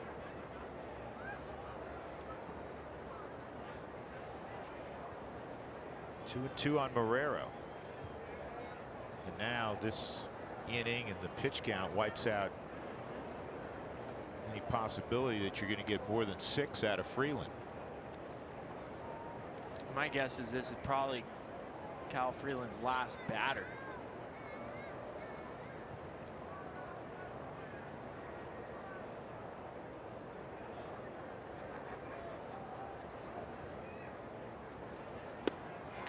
He strikes out Marrero on his 106th pitch. 3 runs on just 2 hits in the inning. Now the Rockies steep hill to climb, down 4-0.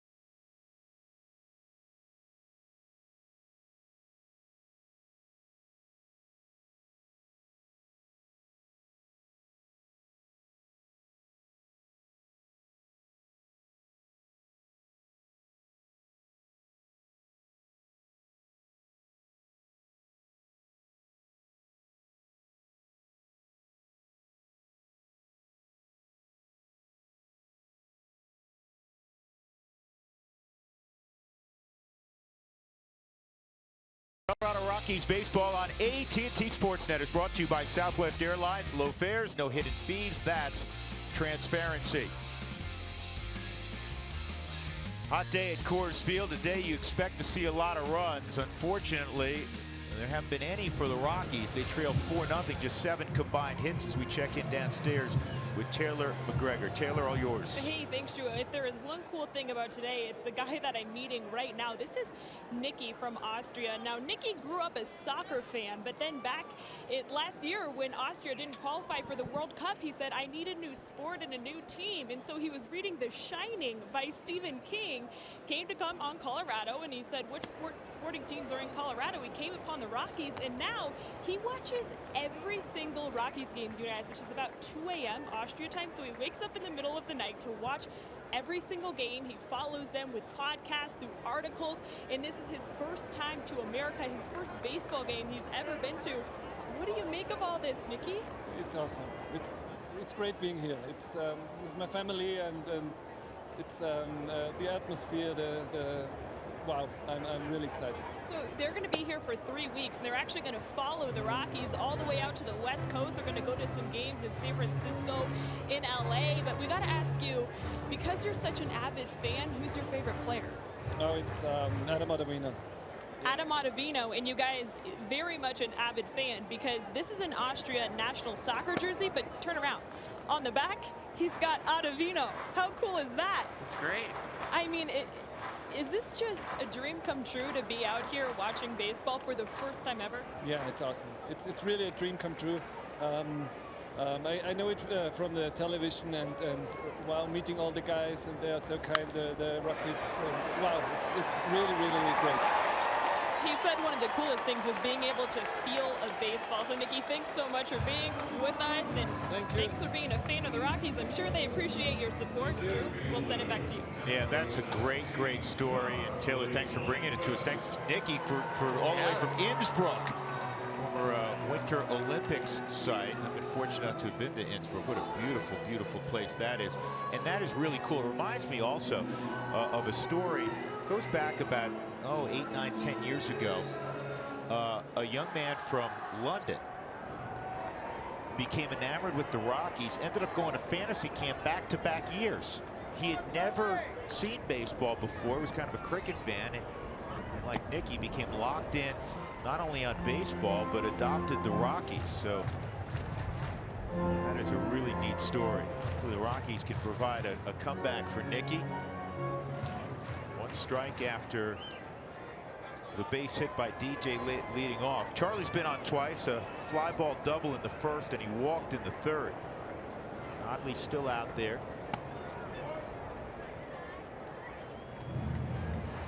Godley's pitch count at just 80.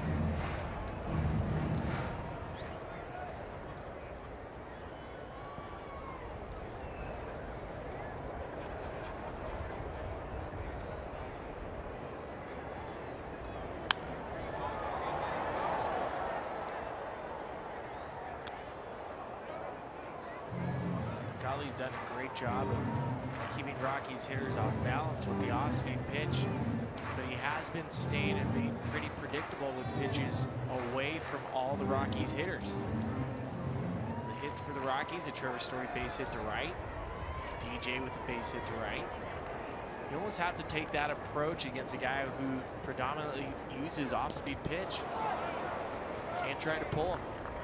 He came in with a breaking ball, and he strikes out Charlie. That's his 8th strikeout.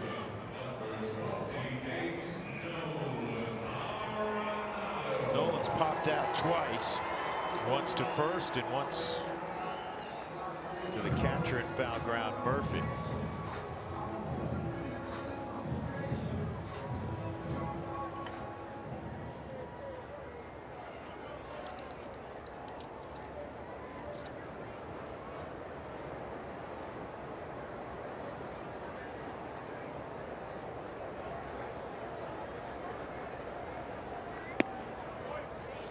Dodgers at home leading Atlanta 3-0. The Rockies began the day 32-32, identical record to Los Angeles and San Francisco.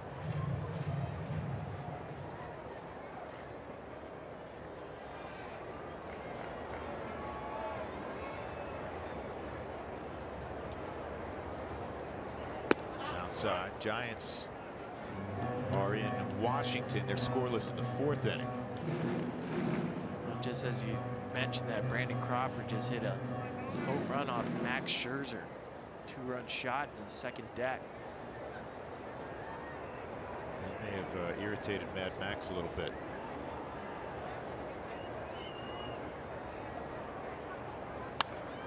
Fouled off.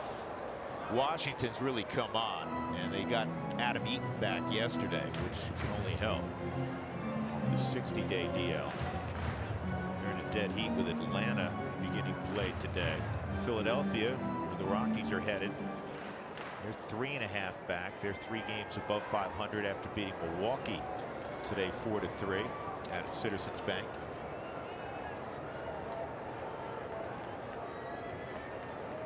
DJ at first. 2-1. Curveball's inside. 3-1.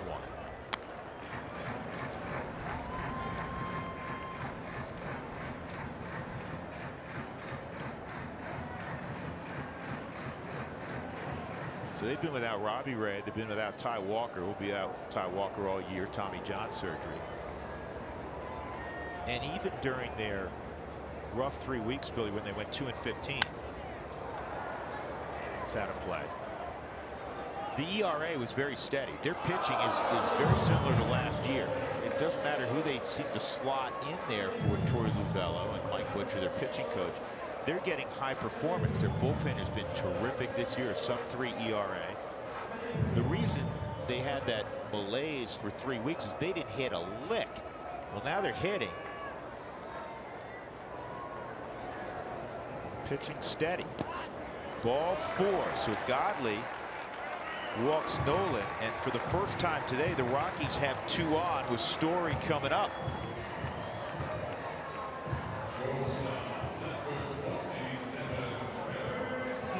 It's only the 2nd time in the game the Rockies have seen second base. Charlie had that fly ball double in the 1st, a ball lost in the sun by Chris Owings. The last 3 games for the Rockies with runners in scoring position, they came into today's game about middle of the pack. Batting average with runners in scoring position, they're 3 for 24.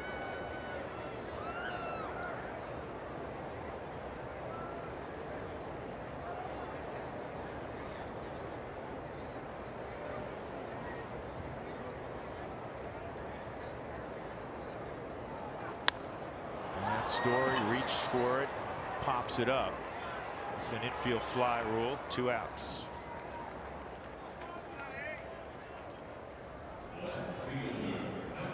First 15,000 fans through the gates for the Rockies Marlins game on June 24th will receive a 25th anniversary season Blake Street Bombers t-shirt courtesy of Coca-Cola.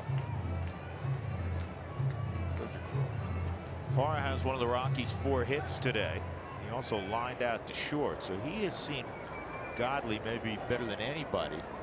Coming in, he had 3 hits and 8 at bats against Godley. Hitting .345 in the month of June.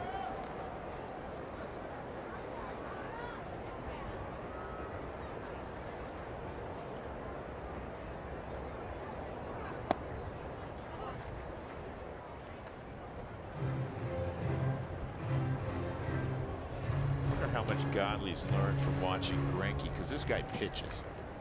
He's not a heavy stuff guy. He's got a plus curveball. Got a probably a tick below average fastball, right? But he pitches. Pitches.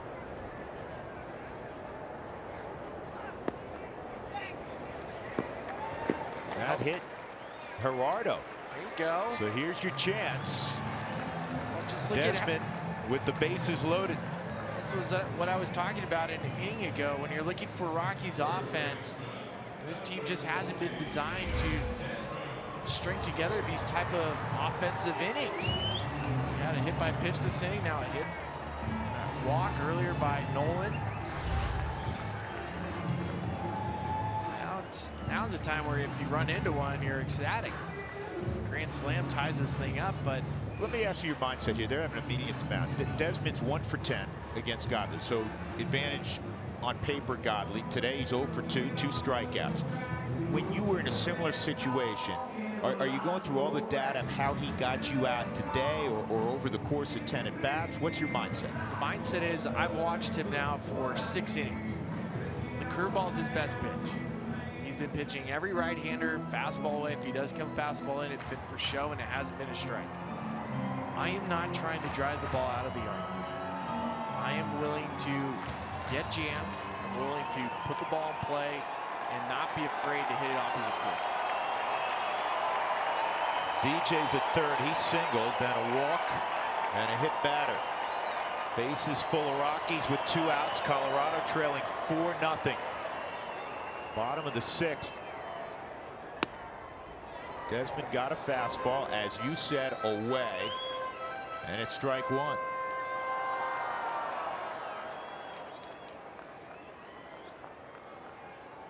Just got the outside portion of the plate.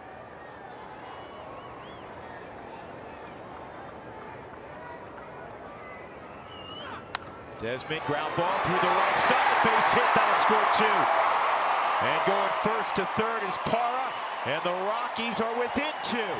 You said look to go the other way, don't be afraid to get jammed, and Desmond went the other way, and he produces 2 runs. Hanging curveball, you're not trying to pull off of this. Love the approach. Desmond paying attention to the game, understanding how he's been struck out twice today. The defense was shaded for him to pull. That will run Zach Godley out of tonight's game. They're going to bring on Silvino Bracho, the right-hander. Rockies on the board, back in a moment.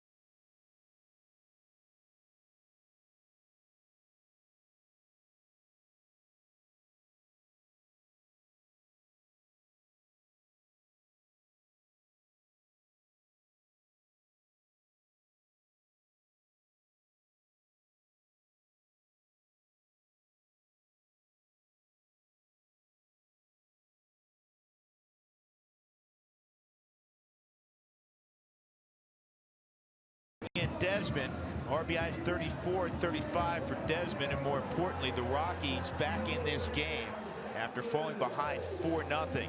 And the new pitcher is Silvino Bracho. The league hitting just .091 against Bracho.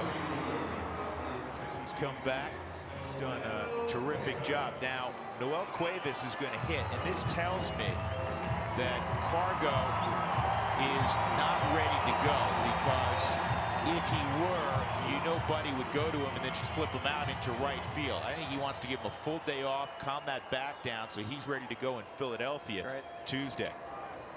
So Cuevas 0 for 2 will face Bracho here. Runners at first and third.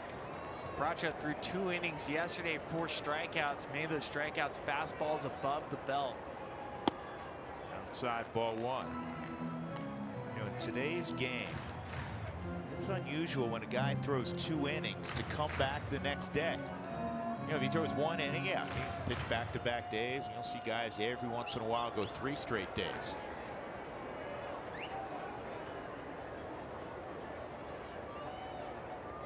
Here's the 1-0. And that misses. 2-0.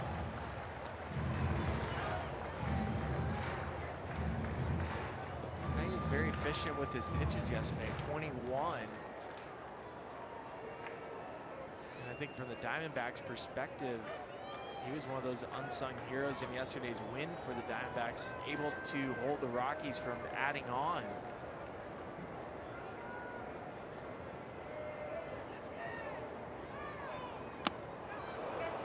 Bracho's a guy, Spill, I've heard you describe this before. He's not a big guy. He's 5'10", native of Maracaibo, same home city as Cargo. But sometimes those guys who aren't big, they got short arm action, and the ball gets on you, doesn't it? It gets on you quick. It's typically not a long stride, not a lot of downward tilt on the fastball. It stays belt high. Runner going, swung on a miss. They'll throw through, and it skips. And that was a run-saving snare by Marte. If he doesn't pick that, Gerardo's going to score. So a stolen base for Desmond, and now with a knock, the Rockies can tie it up. Desmond gets a good jump.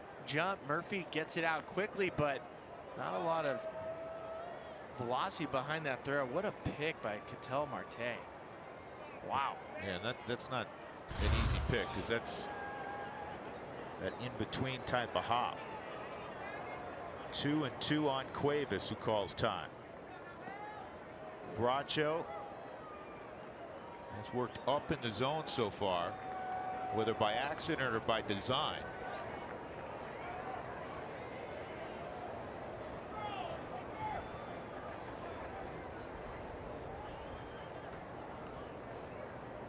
And he strikes him out on a pitch up.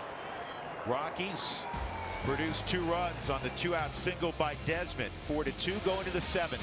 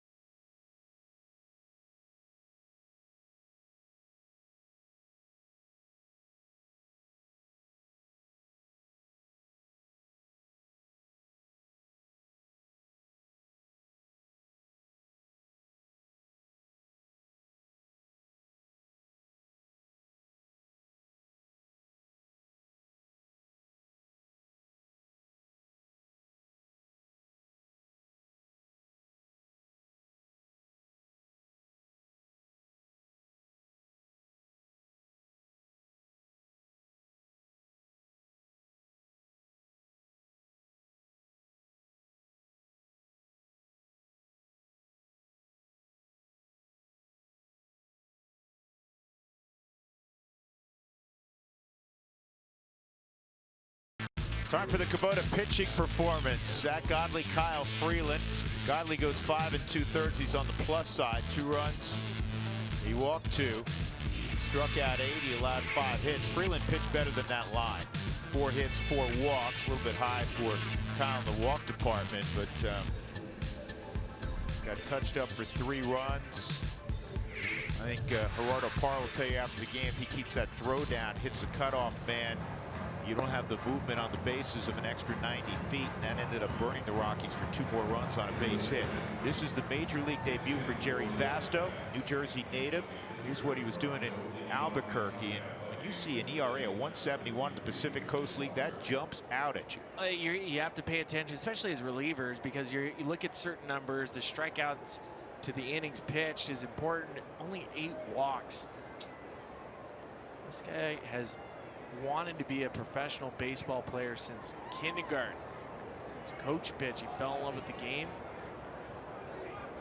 Christian Walker is going to pinch hit here for Bracho in the 9th spot, and the first major league pitch is a strike at 92. from Jerry Vasto, and they'll throw that baseball toward the Rockies dugout, and he'll have that as a keepsake. Christian Walker was just called to the big leagues today. Jeff Mathis is on paternity leave, so congratulations to the Mathis family. And Walker came up today. 2 strikes on Walker.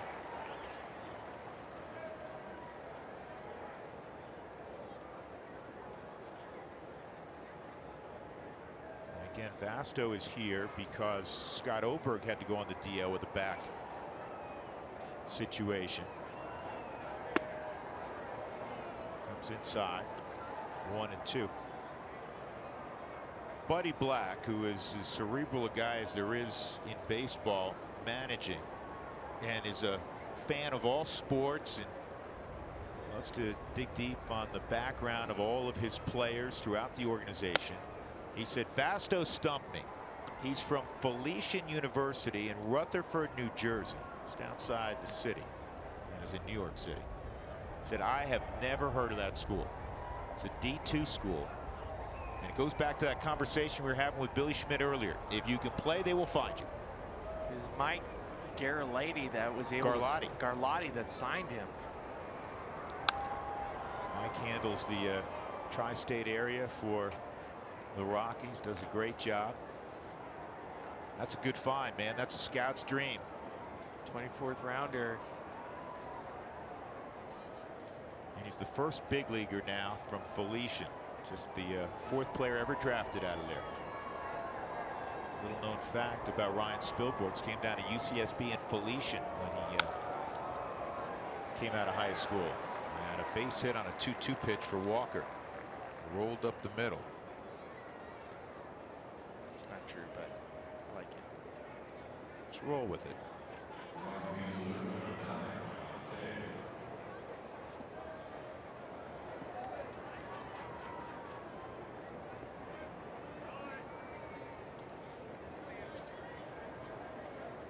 So here's John Jay, 0 for 10 in the series.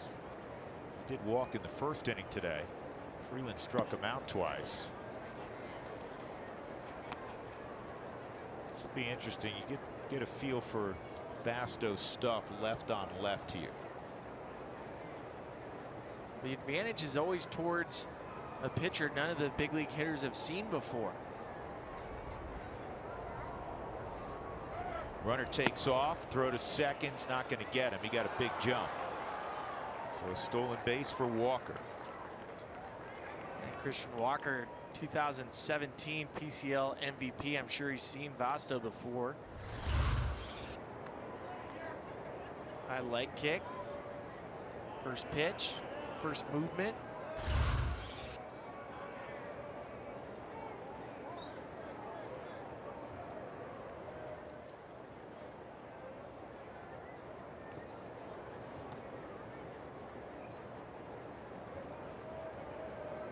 Rockies trailing 4-2. Now runner at second, nobody out.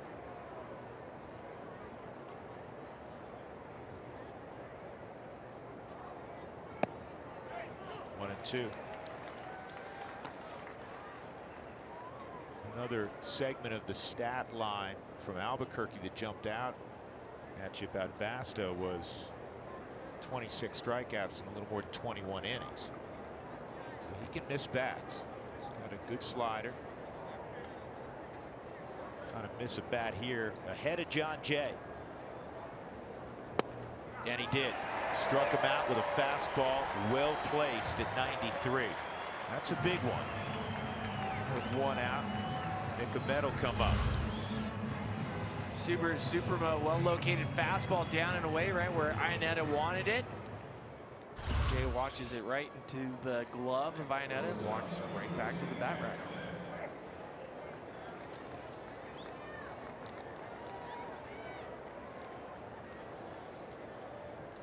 Ahmed, 6-4-3 double play, a walk and a ground ball to third. Jared Vasto, 26-year-old.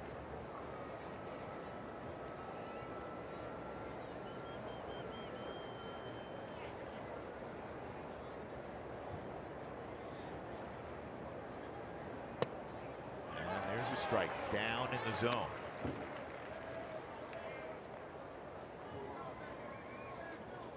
Rocky's got to find a way to get some zeros put up late in games. The other side of the equation is you have to buck this early season trend of not hitting late in games. Down by 2 here in the 7th.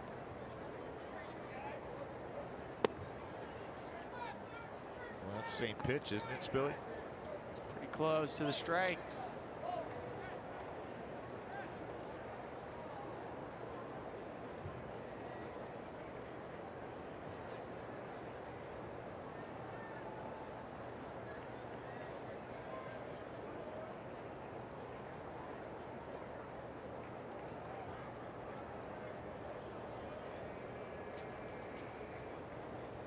Jerry has a twin brother, Nick. Curious how many times they've ever played baseball games and pretend to be somebody else, pretend to be their brother.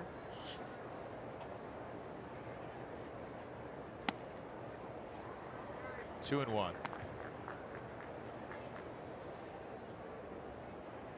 That guy looms on deck. And nobody's warming up in the Rockies bullpen, so it's his matchup.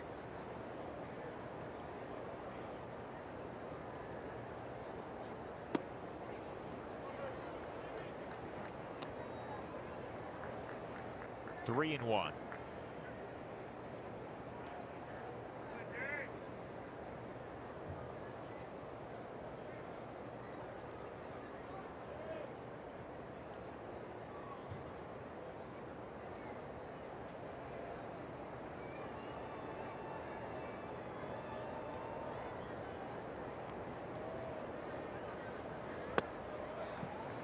Ball 4, so 2 on for Goldschmidt.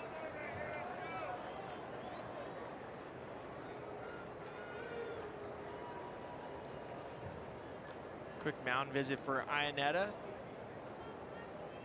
Trying to make sure him and Costo is on the same page as far as what the signs are now that we've had Walker at second base for an entire at bat or two. And then have an idea of where you want to pitch Goldschmidt in this type of situation.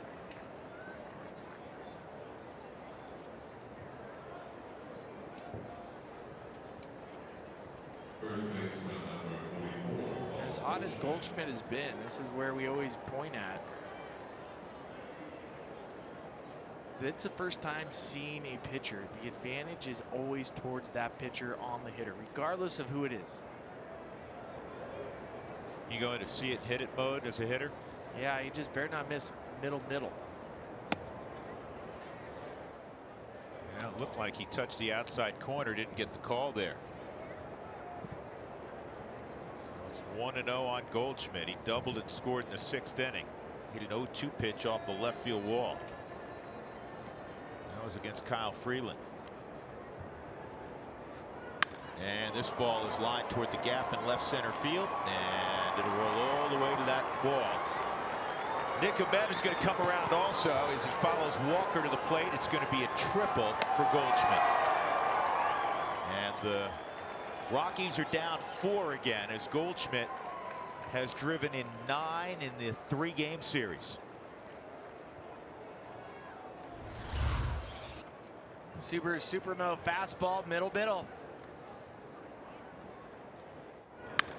Goldschmidt just where he is. His timing's right on. He's in that spot where it doesn't matter who's pitching. If you miss middle portion of the plate to Paul Goldschmidt right now, it's going to get hit. 62 RBIs now for Paul in 55 career games at Coors Field. John Ryan Murphy with the infield in.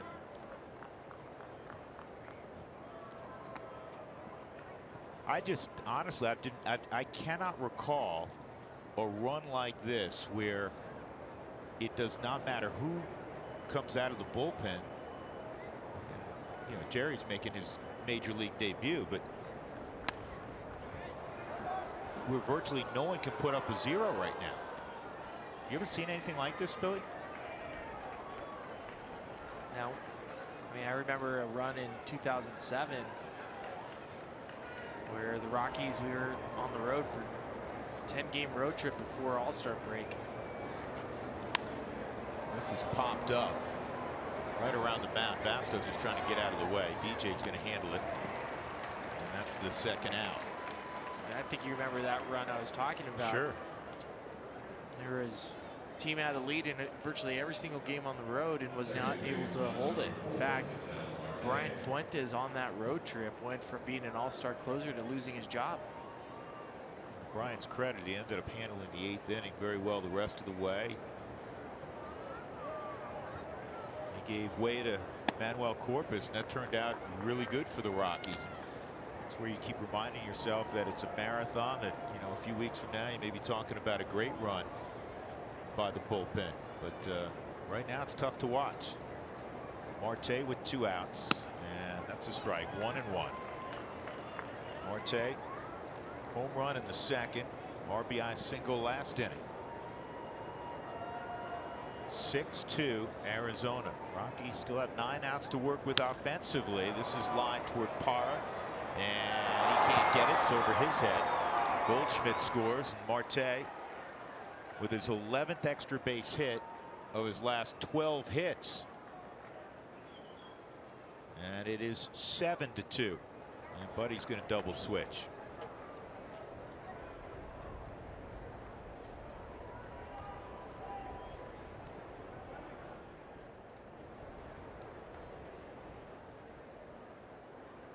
I'll tell you about the changes when we come back.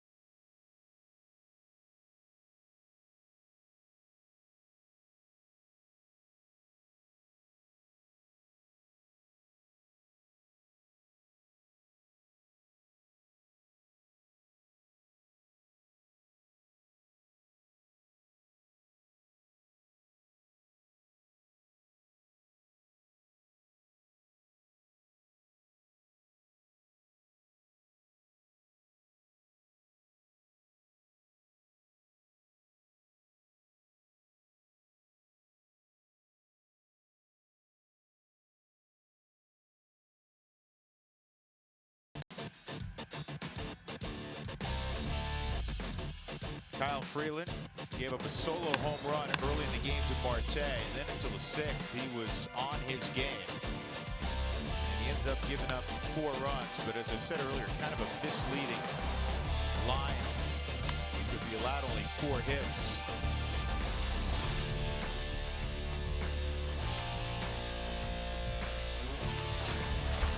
Rockies trailing 7-2, 2 outs in the 7th inning, 3 runs in. Chris Owings is coming up. Chris Russin is now in the ball game. Jerry Vasto in his major league debut goes 2/3 of an inning. He's given up those 3 runs. He's responsible for Marte at second base. Single, double, triple, and a walk in the inning for Vasto. 21st appearance for Russin. He's trying to get well. And a couple changes for the Rockies. Desmond kicks his first baseman glove to the dugout, and he's in left field. Parra flips from left to right. Cuevas comes out. McMahon's at first.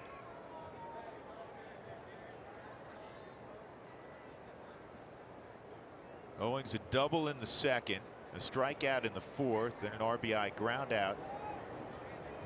Well, actually, he reached on that ground ball to third. Was the play where Nolan came home and kind of a low throw. Chris had it, and it was kind of in and out of his glove. The play saw John Ryan score. John Ryan Murphy, I should say, score. There's the 1-0. There's been quite a few pitches in the Subaru strike zone that have not gone in the Rockies' favor. And just looking at Nick Ahmed at bat, there was a couple pitches that were close.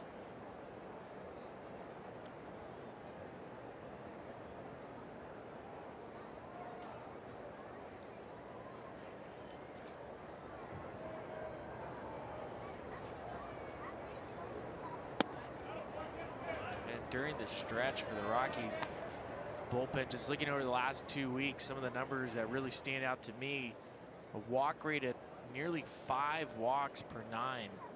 Add that to a batting average ball in play of 362, which is the 3rd highest in baseball during that time frame. You can understand why the ERA is creeping close to a 7.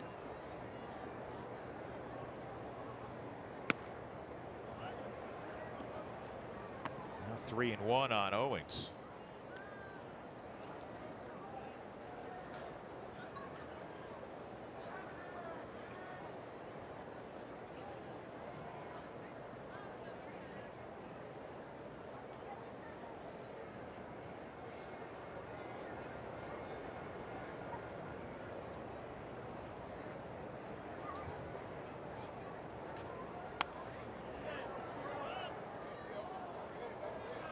Three and 2. Atlanta scored a couple runs against the Dodgers, so it's now a 3-2 game. Los Angeles in front in the 5th inning. Still 2-0 San Francisco on that 2-run home run by Brandon Crawford.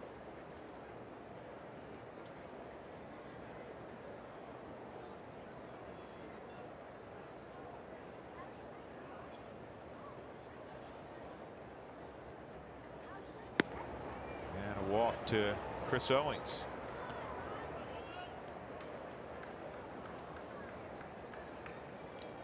That'll bring up Jarrod Dyson.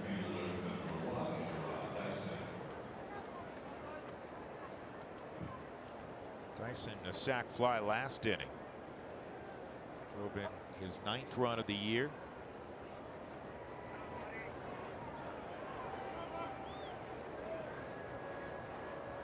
Arizona unable to sign JD Martinez in the offseason. Yesterday he hit his 21st home run for the Bo Sox.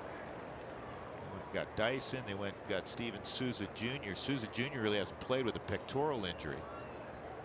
I think the Diamondbacks will regret not being willing to spend that money on the extra years for JD Martinez, just because of what that meant for this lineup. Talking about 30th in baseball in batting average, 222. The 30th in baseball in batting average against right-handed pitching, 209. Well, when you talk about Goldschmidt and Martinez hitting next to each other, that is scary. It just changes their lineup. Well, it changes the entire complexity of the division too. This is a winnable National League West in 2018.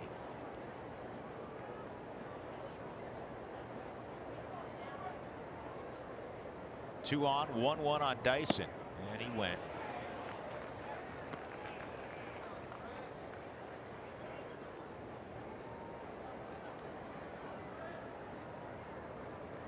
Monkeys have to find a way soon to flip this trend with Arizona. Arizona coming into today, winners of 7 consecutive games in the Rockies' home yard.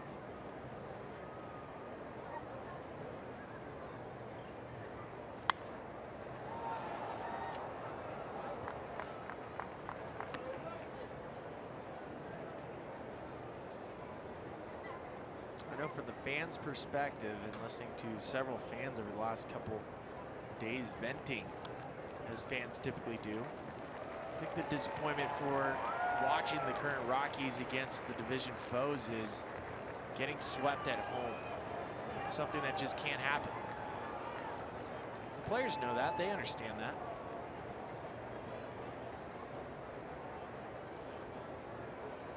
You think it's some of the guys in the rotation that have typically pitched well here. Freeland's always pitched well here. Tyler Anderson has pitched well typically at home. John Gray, till this year, pitched well at home. Chad Bettis had pitched well at home.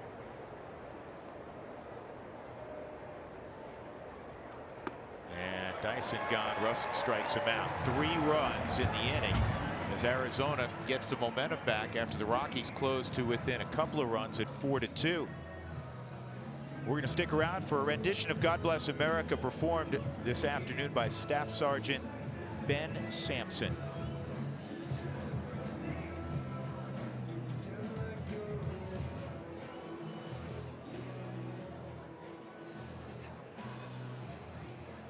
Fans, the Colorado Rockies and Furniture Row are proud to host and honor those who sacrifice on behalf of us all. With us on the field today is Technical Sergeant Donnie Turner. Technical Sergeant Turner has served honorably for 12 years and has deployed to Kyrgyzstan and Afghanistan in support of Operation Enduring Freedom. He is currently assigned to Schreiber Air Force Base. Joining Technical Sergeant Turner on the field is his wife Taryn and son Kaysen. Furniture Row and Denver Mattress are proud to present Technical Sergeant Turner with a $250 gift certificate in appreciation of his service. Fans, please give a warm hero's welcome to Technical Sergeant Donnie Turner and all our nation's brave servicemen and women and their families. We thank you for your service and sacrifice. To nominate a military hero, visit Rockies.com/militaryhero.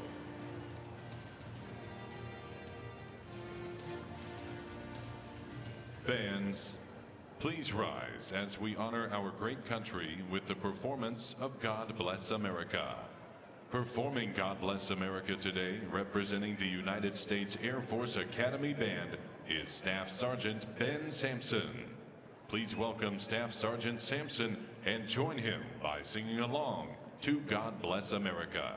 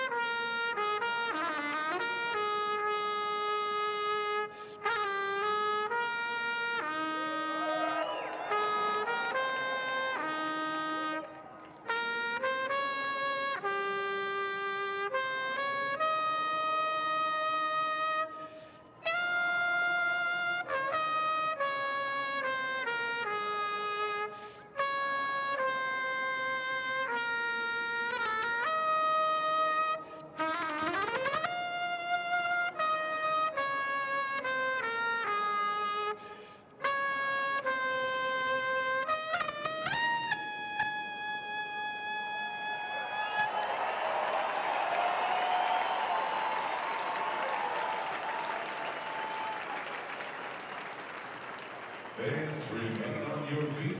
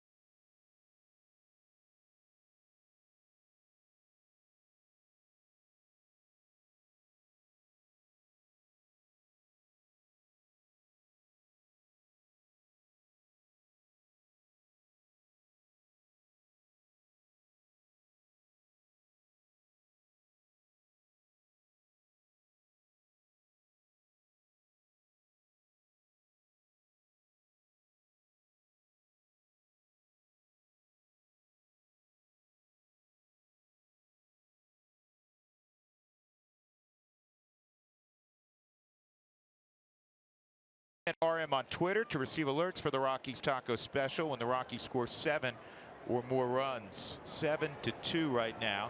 Arizona leading. 7th inning. Chris Iannetta to face a guy who's become one of the top setup men so far in the National League in his first year in the big leagues. Guy you know well, Yoshi Hirano. 2-pitch pitcher, fastball and a split finger, and he's willing to work with the split finger in any count. And that's a fair ball. Chris flips the bat up in the air, frustrated with it. 1 out. It's one of those at bats where there's a good chance Chris Iannetta is going to break his helmet. MLB at Bat is your #1 Rockies app. Stay connected all season with pitch tracking, in-game highlights, stats, news, and more.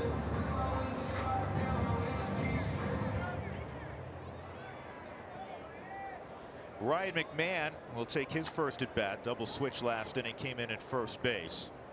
Pitcher spot now the 7th spot where Cuevas was located. And the first pitch is fouled straight back. 0-1. DJ on deck.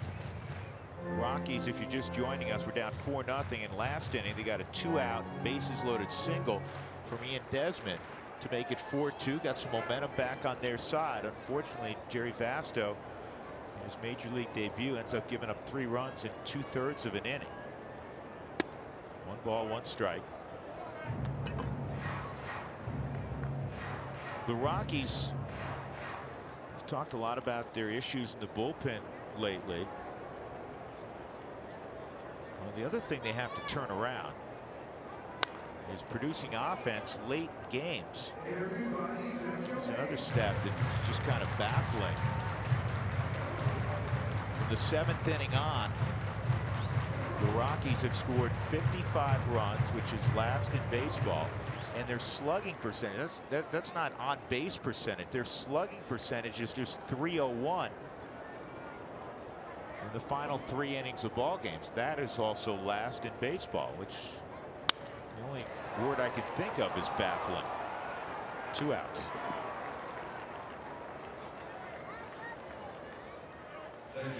There's a lot of numbers for the Rockies that just don't make sense. If you look at the roster, it's not. Yeah, if you were looking at a young team, a team in transition, you'd say, okay, you know, part of the growing pains, and that's why you remain optimistic, especially with the arms they have in the bullpen, their track record in the bullpen, and the guys that populate this lineup, that those numbers are going to turn around. We've seen the offensive numbers overall turn around quite a bit the last couple of weeks. You go back to the first 6 weeks of the season when the Rockies weren't scoring a lot of runs. They were protecting leads, and there was a part of the bullpen that, you know, was struggling, but it wasn't on the plus side. You know, Davis was doing his thing. Madam Ottavino was just sensational. They obviously need to get back to that. Well, they need to get back to it in a hurry. In a hurry. This division will leave you in the dust. The Dodgers are playing great baseball. The Giants are building confidence. The Diamondbacks just walked into Coors Field and swept you. It's not done yet. Not done yet, but certainly on pace to do that. Goldschmidt, no play. Dodgers got a run, so they're now up 4-2 in the 6th inning at home against Atlanta. Having gone through runs like this and being part of teams that have gone through runs like this, there's times where clubhouse leadership will close the door, have a conversation, especially with the day off tomorrow, and it may not be at the field, it might be team dinner. Atlanta and Philadelphia have a team dinner tonight, tomorrow. Get back on the same page. Who would be most likely to orchestrate such a thing with this group, in your mind? Cargo. That's why he's so important to this organization, is his ability to get people together at the right time. 2-2 on DJ. That's out of play.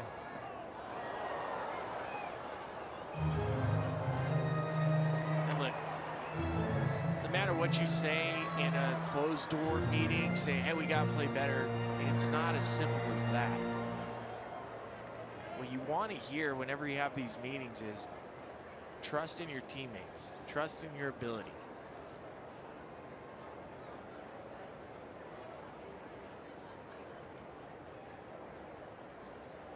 Two and two on LeMahieu with 2 outs. 3 and 2 on DJ. Singleton scored last inning. Just 5 hits for the Rockies in producing their 2 runs, 7 runs on 7 hits for Arizona.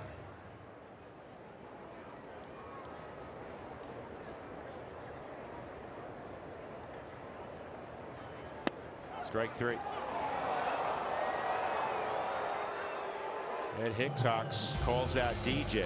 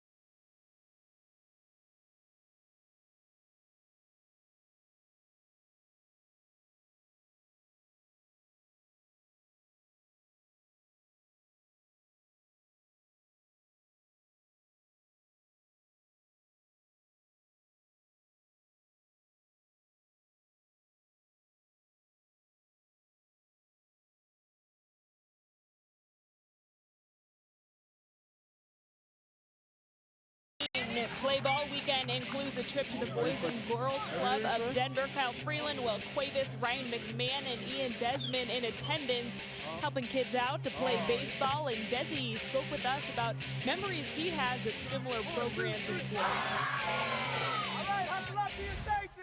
A ton of them, and they're very fond memories to me. Where people took time out of their lives to make an impact in mine. I think that's why I come out and do things like this, because I know how much that impacted me back then, and hopefully I can have an impact on at least one of these kids today. Desmond brought all 3 of his sons with him as well. I think one of my favorite times from yesterday was Desi was helping a young boy hit, and this boy hits one straight over the fence, hit a long way, and Desi says, "What's your last name?" And the little boy told him, and he said, "I can't wait to see that last name on the back of a jersey one day." And it was so cool to just see how that just instilled confidence in this young boy, and just a reminder of how big of an impact these big leaguers can have on the young ball players. Yeah, that's absolutely true. And I will tell you emphatically, and I don't care what happens with Desi on the field, obviously you want to see him succeed. That man gets it. That simple. He gets it. Always give back when you can. I love the story of when Dodgers ownership took over. The new Dodgers ownership, and I believe it was the new owner of the Dodgers had a signed jersey of Magic Johnson available for every single Dodger on the roster. So they came in and these guys went crazy. Oh my gosh, I got Magic Johnson's autograph sitting at my chair. And he walks in with Magic and said, "That feeling that you have right now, that experience of having this jersey, you owe that to all these players and all these fans and all these kids. Do the same thing. Take your time out of the day to do that." Well, that's a great way of expressing it, huh? There's strike 3 on Marrero. 1 out for Chris Russin in the 8th inning. And that'll bring up Daniel Descalso. He'll pinch hit for Hirano. Your attention,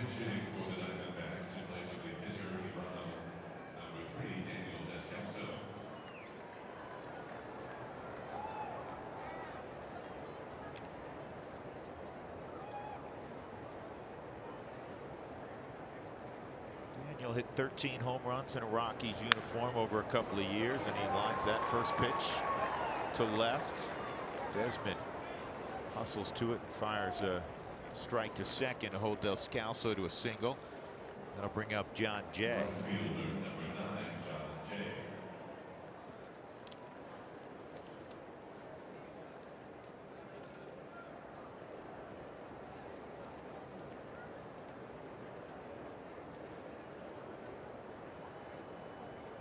Rockies trying to avoid losing their 7th consecutive game at Coors Field.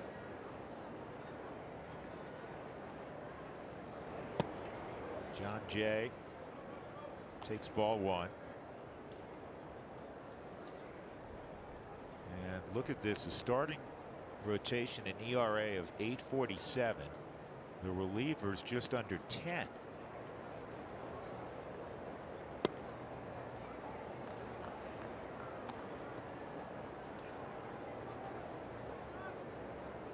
The Rockies have lost 7 in a row at Coors Field before, twice. 2 years ago and also 2012. Their longest home losing streak ever was their first year at Mile High Stadium. They lost 9 games in 1993.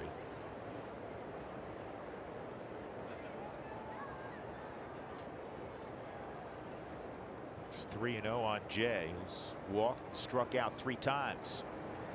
That's a strike from Russin.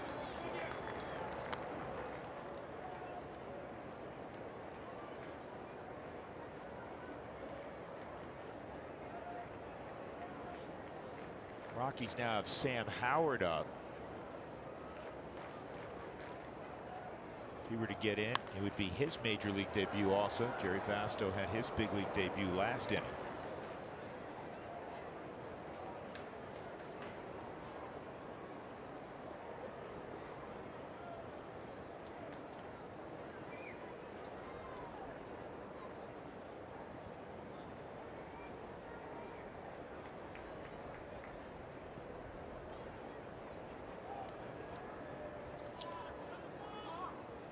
And a balk was called. So that'll push Descalso to second.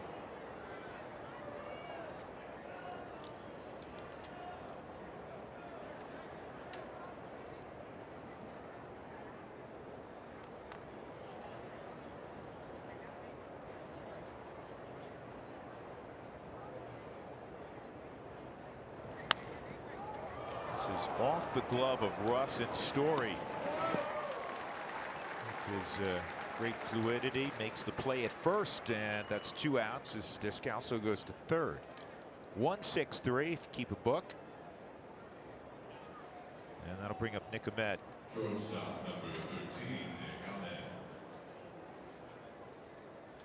Nick Ahmed has been a pretty fascinating story to watch from the hitter's perspective, because this was a guy that was just known as a glove. In fact, there were times where offensively he was an out every single time he came up to the plate.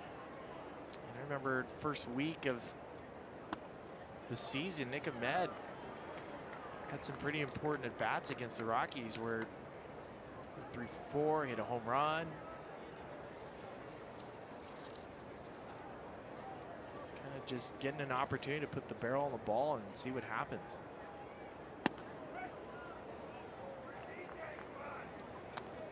One ball, 1 strike. Got some good news from down under. Double-A Hartford. Brendan Rodgers yesterday hit his 13th home run of the year. He's now homered back-to-back ball games. He had 3 hits yesterday. Rockies' top prospect, one of the top prospects in baseball. Peter Lambert, who's one of the Rockies' top pitching prospects, went 8 2/3 getting the victory, struck out 8.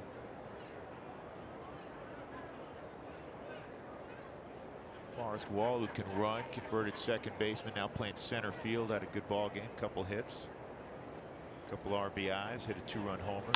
This ball on the ground toward the hole and on through. And another run for Arizona. 8-2. That balk now really hurts Chris Russin, because he would not have been in position, it would have been an inning-ending double play probably. Certainly wouldn't have been in position to score.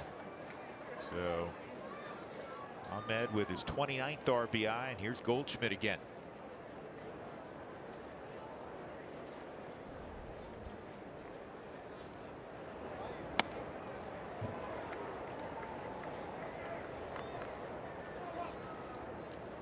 Two-strike double that Goldschmidt hit off Kyle Freeland in the 6th inning with 109 miles an hour off the bat.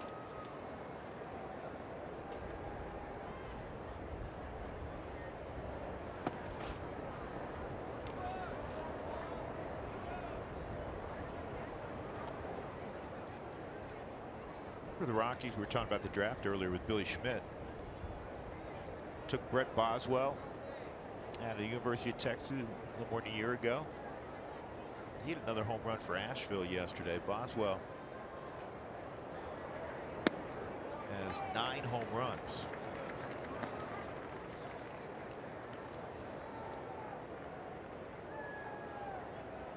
My favorite day for a draft pick is not when they sign or when they head to rookie league. It's the very first day they show up to spring training and they see how many players are in camp. I imagine that's intimidating, overwhelming. It's overwhelming. Daunting. All of the above. When you get in your first workout group with the outfielders and you're walking with high draft picks, last year's draft picks, others a prospect, Latin American players, and you realize there's 50 outfielders, you go, oh my gosh, how am I gonna separate myself? This ball to fairly deep center field. Charlie's underneath. He'll make the catch. In the inning, there was a run on a couple of hits. As we go to the bottom of the 8th inning, it's Arizona 8 and the Rockies 2.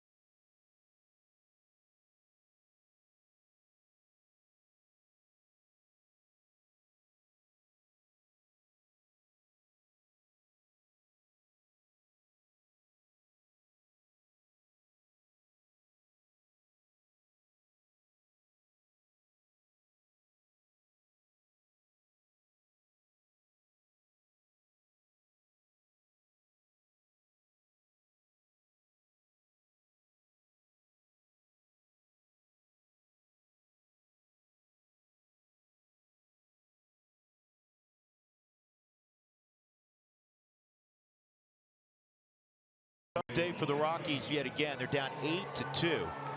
Staring at their 7th straight home defeat. TJ McFarland has been called upon to pitch maybe a couple of innings because Descalso's staying in the game at first base. Paul Goldschmidt has been removed. The Rockies will have Blackman, Arenado, and Story here in the 8th. Charlie is 1 for 2 and a walk.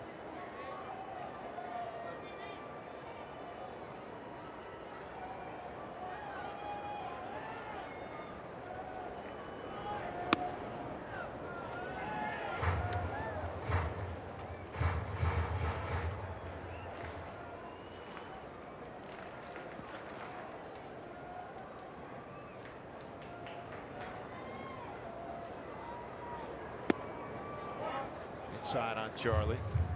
2-0.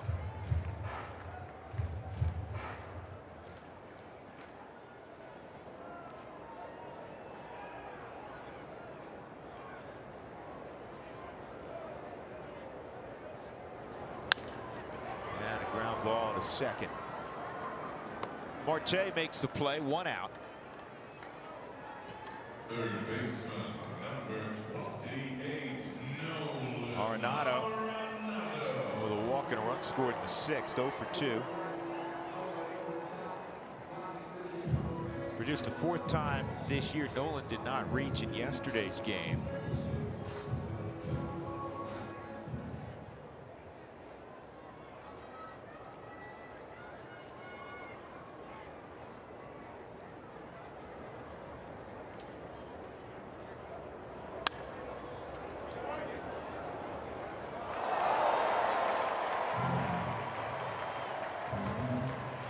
Dubious record that looks like the Rockies will avoid extending. Coming into today, they had allowed a major league record 3 or more home runs in 5 consecutive games. Diamondbacks do have a home run today, just 1. That was Marte early. Now, was that a purpose pitch, you wonder? Going back to the Goldschmidt deal from yesterday, late in the game. I'm sure if that, you're trying to get the ball inside, and if it happens to hit Nolan, they're not upset about it.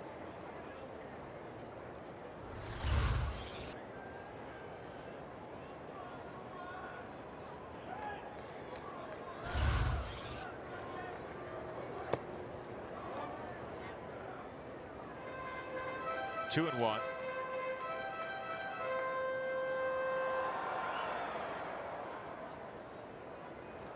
I don't know how often, Spilly, you were that guy, but when you're Nolan and you have a feeling there's going to be retribution, can't be an easy feeling in that batter's box. Marte's got this one.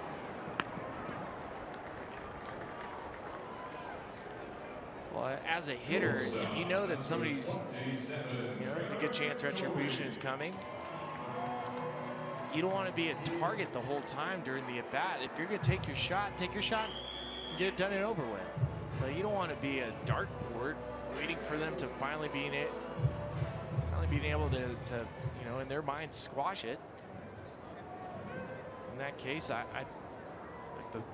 think the pitch had some intent. He missed. And go back to competing and trying to get the guy out. Breaking ball in there for a strike on Story. Trevor base hit, 3 at bats. He singled in the 4th inning. Leading the club with 14 home runs, tied for the league lead in RBIs coming into today with 47. With Eugenio Suarez, Cincinnati won 6-3 today. I don't know if Suarez drove in any runs.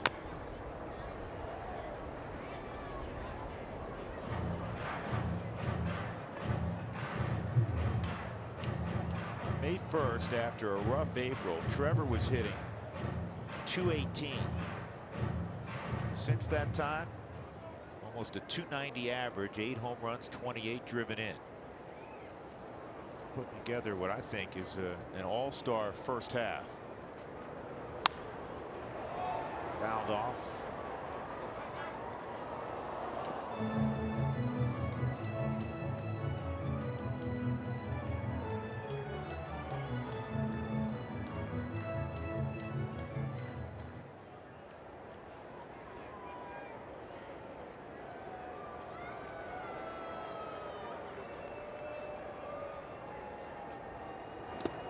Dougie just provided me with the recap from Cincinnati. Suarez had a ribby, so he's at 48. Scooter Gennett, who's made like 3 outs since April, had 2 more RBIs, so he's got 47. So there's the logjam atop the National League. Story and the 2 Reds. Don't forget, Suarez missed 16 games in April.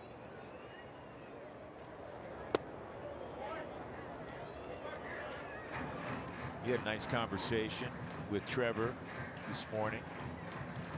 That's a homecoming for him at the end of next week. Dallas-Fort Worth area. That's right. He's catching up with him about his parents and his dad. Close family. Great family. Well, that's not a shock, because as gifted and hardworking as Trevor is on the field, he's a wonderful young man. He was raised right.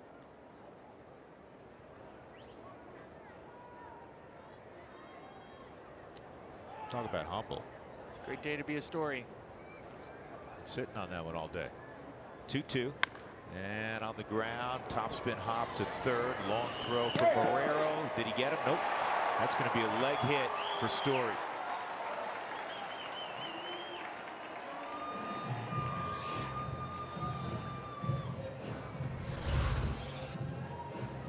It's going to be a tough play for Marrero.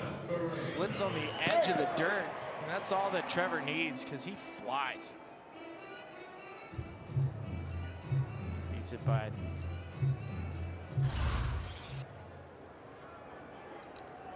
good step. Think about that. He had to take a drop step because the topspin hop. Ball was hit pretty solidly. Yeah, and Marrero made a strong throw, and you got a guy at first base. There's only a handful of players that beat that out of the right side of the box in Major League Baseball. Byron Buxton is one. Good guess, yeah.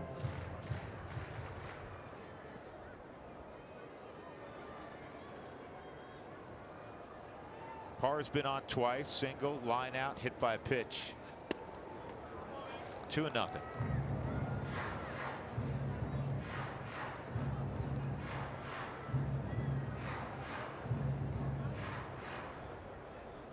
Trevor can gallop like that horse that won Triple Crown yesterday, huh? We're close to it. Justified winning the Triple Crown. That'll end the inning. Parra throws his bat down in disgust. That kind of sums up the afternoon and the last week at home. 8-2 Diamondbacks.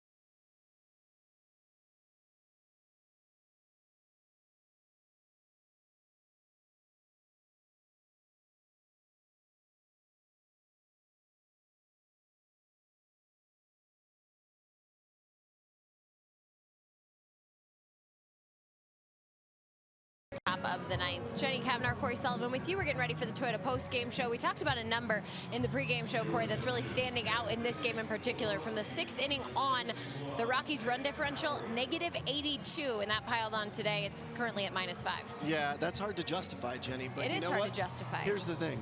Is everybody goes through slumps. Right now it's the reliever slump. They need their teammates to pick them up. 7th run inning, 9th inning would do it, right? Are you going to bring back positive thoughts? I'm going to try positive thoughts, Billy. I think it's on you. It's I think on it me. might be. Okay, yes. Hey, positive thoughts. Positive thoughts, you're right. Yeah. See you guys after the game. All right, Jenny, Corey, thank you. Positive thoughts. The Rockies are going to watch another debut. Sam Howard will make his major league debut. He was a starter down in Albuquerque. Earlier today, Jerry Vasto made his major league debut. It'll be Ryan Murphy, Ketel Marte, and Chris Owings in the top of the 9th inning for the Diamondbacks. Well, Howard really impressed during spring training the last couple of years. The way he competes, a former third-round draft pick in 2014 out of Georgia Southern University.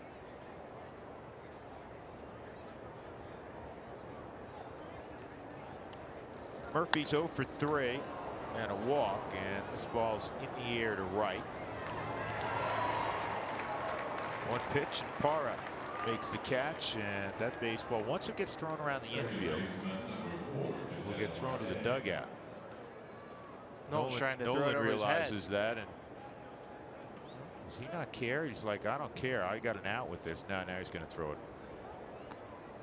it in.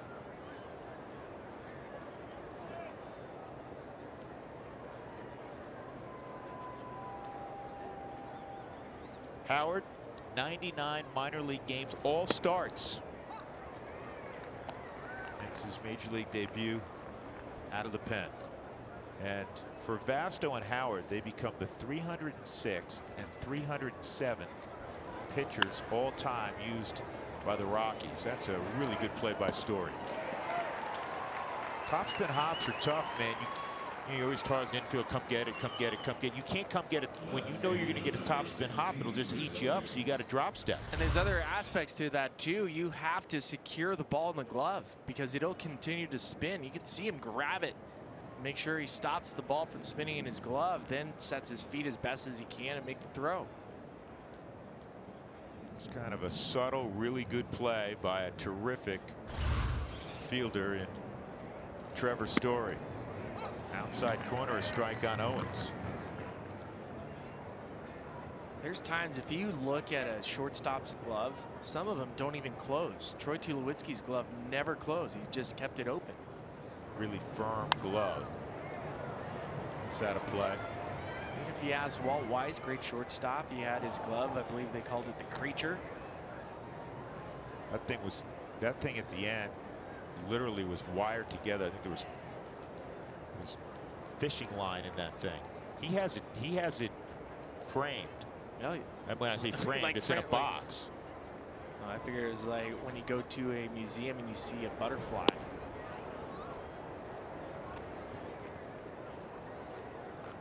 Taxidermist puts it up on the wall for him. 1 ball, 2 strikes on Owens. Howard's delivery. Line to right with some tail on it. This is going to get down, and Owens will stop at second with a 2-out double.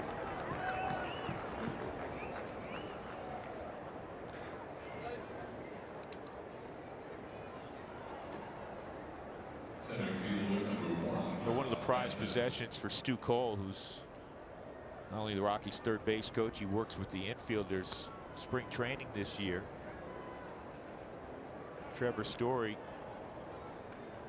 gave Stu a brand new glove with Trevor's name on it. It's kind of like a keepsake, and that's been done many times before. But coaches really appreciate that. And that's glove that Stu uses. Not that Stu doesn't have his own gloves and all that, but it means a lot to him. It does.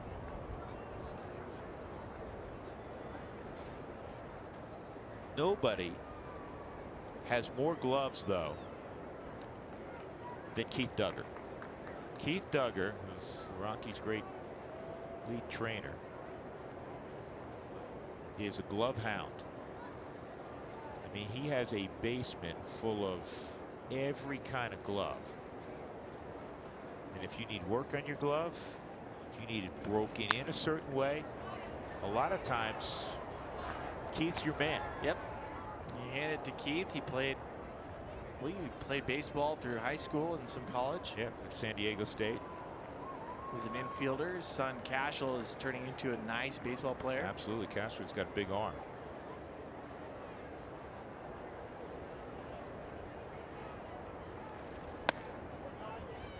Tyson takes high, 1-1.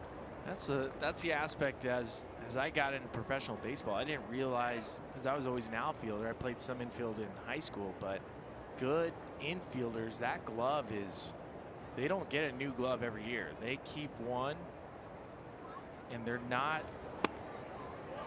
they stay wide there. It's for a transfer. That's basically all they use it for, to stop and transfer. It's like the cushion on a billiard table. especially when you turn it 2. They're just redirecting the baseball. That's They're not catching it. That webbing should never get used. Rarely ever does.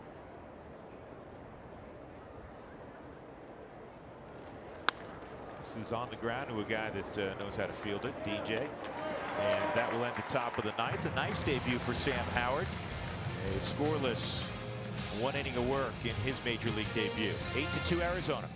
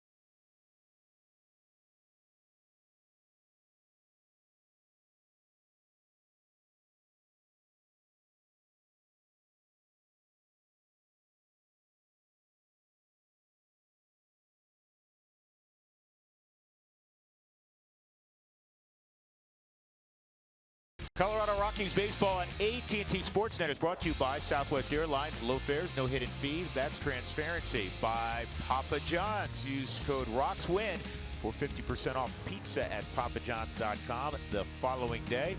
And by Wells Fargo. Wells Fargo customers get your 2-for-1 Rockies club level tickets by visiting wellsfargo.com/Rockies. With Ryan Spilborghs and Taylor McGregor and our entire AT&T Sportsnet crew. It's been a rough afternoon for the Rockies.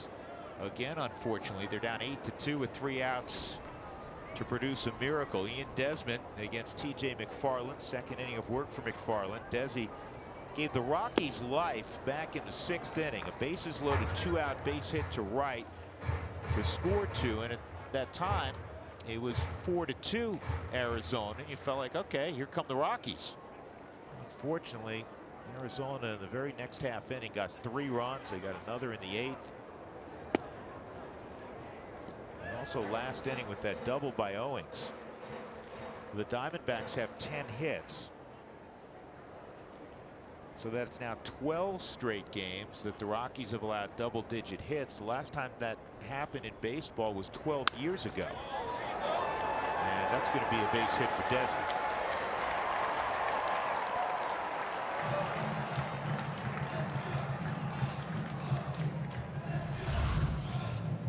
Has been hitting the ball right back up the middle off McFarland's left hand.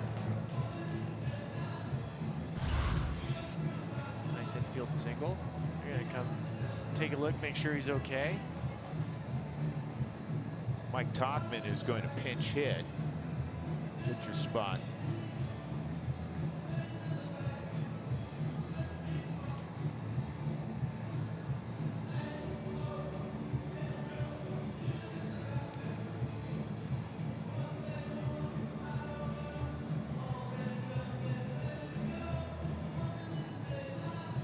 McFarland will throw a pitch or 2 to appease his manager, his pitching coach.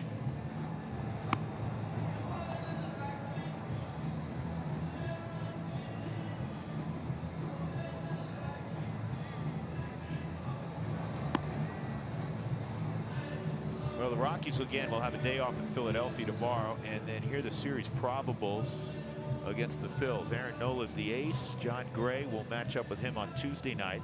Tyler Anderson will get Nick Pivetta. He's thrown the ball well for Philadelphia. And then on Thursday afternoon, it is Herman Marcus against Vince Velasquez.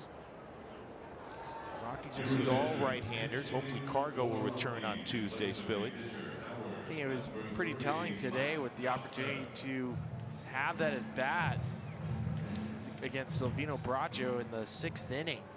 That Cuevas' spot popped up. Not seeing Cargo taking that at bat. To your point, he had runners at 1st and 3rd. It's a chance to do some more damage. And I don't want to read too much into that. It may be that, you know what, it feels a lot better. Cargo said as much to Taylor this morning. I chatted with him a little bit. It feels a lot better, but you know, you get an extra 48 hours. Sure. Down, and a lot of times a manager, you know this, Bill, you were in that position before, you have to err on the side of the big picture. And so for 1 at bat or 3 innings of work, is it worth it versus 48 hours of more treatment and downtime? Well, and that's to get Cargo right back in the middle of your lineup beginning Tuesday in Philadelphia. And Drew, that's one of those situations where at the start of the game, Keith Duggar probably said, hey, Cargo's probably not available to you. As a player, you probably go into the batting cage at some point, 4th, 5th inning, and that's a player sell to the manager. Hey, I'm available. I'm fine. And it's a sell to the training staff, too. Slowly hit to short. Safe there.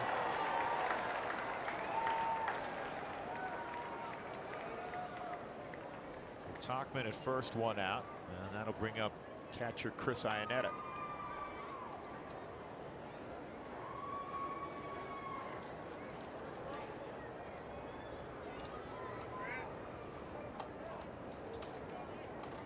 Iannetta 0 for 3, 2 groundouts and a strikeout.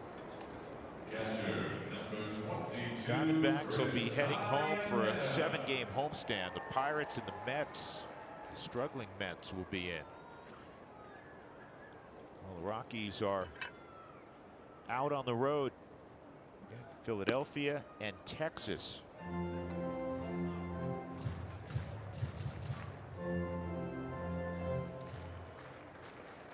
Other words not uttered. Said that line earlier that maybe this isn't the worst thing for the Rockies to go out on the road where they're 21 and 14.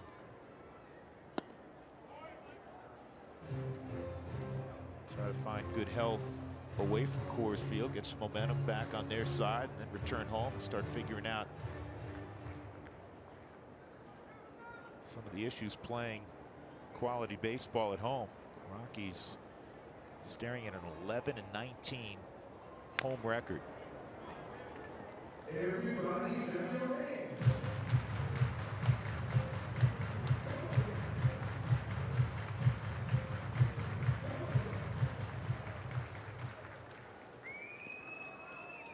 I always point out industry-wide, right after the amateur draft is typically when organizations will meet.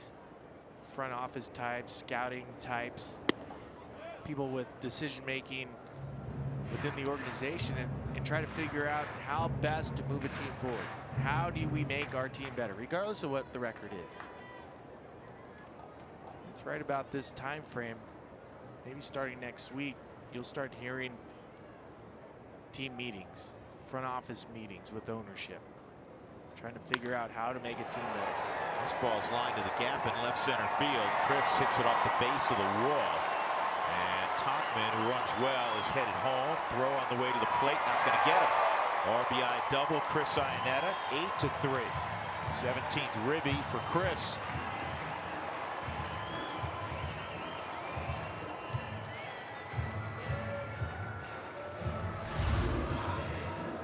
Subaru Supermo, a cutter that just found the middle portion of the plate. Chris, after his last at bat, visibly upset, grounding out to Hirano, takes out on a double in the gap. And Torey Luvello is not going to mess around. He's going to bring in Archie Bradley.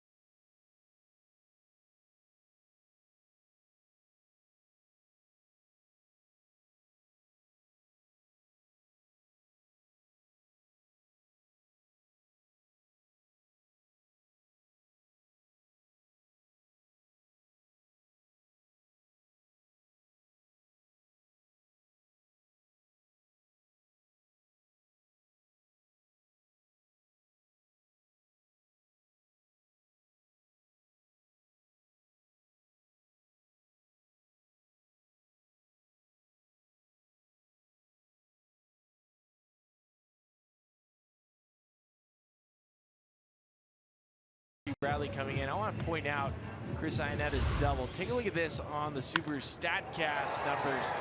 114 miles an hour. I don't do decimal points. Launch angle at 17 degrees. The ball was crushed. Chris is a strong man, and when he barrels the baseball, it generally goes a long way. Archie Bradley, 7 straight scoreless appearances. Ryan McMahon will step in against a guy who's become just a huge part of the success the last year and a half of the Diamondbacks. Kind of assumed that Andrew Miller role for Cleveland, where he throw multiple innings, great setup guy. He obviously, if necessary, can close with him. 97 for a strike at the knees. 0-2 on McMahon. Bradley becomes pretty much the poster child of what a converted starting pitcher, top prospect. First 3 starts matched up against Kershaw and Madison Bumgarner.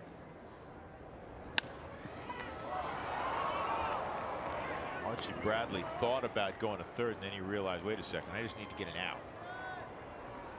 2 gone in the 9th. DJ will come up with Ionette at third.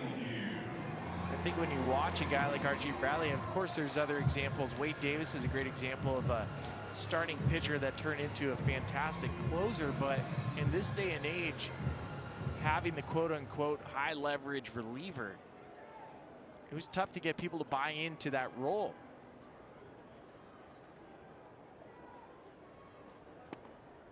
Strike at the knees on DJ. Singled in the 6th and scored 1 for 4. 2-run home run yesterday, his 6th of the year. First Coors Field home run this year. Down the line. Oh, what a play by Descalso to end the game. So the Rockies fall 8-3. They've now lost 7 consecutive games at home. That's amazing. They've lost 8 in a row at home to Arizona. That equally amazing. And the Rockies are now 11-19 in their home ballpark. Zach Godley gets the win. He's 6-5. Kyle Freeland takes the loss. He is 6-6. And the Rockies are under 500 overall for the first time since April the 11th, as they fall to 32-33. Let's go to center field. Here's Jenny. Yeah, home field not been an advantage for the Rocks. Arizona building their lead in the NL West. The Rockies faltering, losing 8 out of their last 10. We'll break things down coming up on the Toyota Postgame Show. Winning pitcher for the Diamondbacks,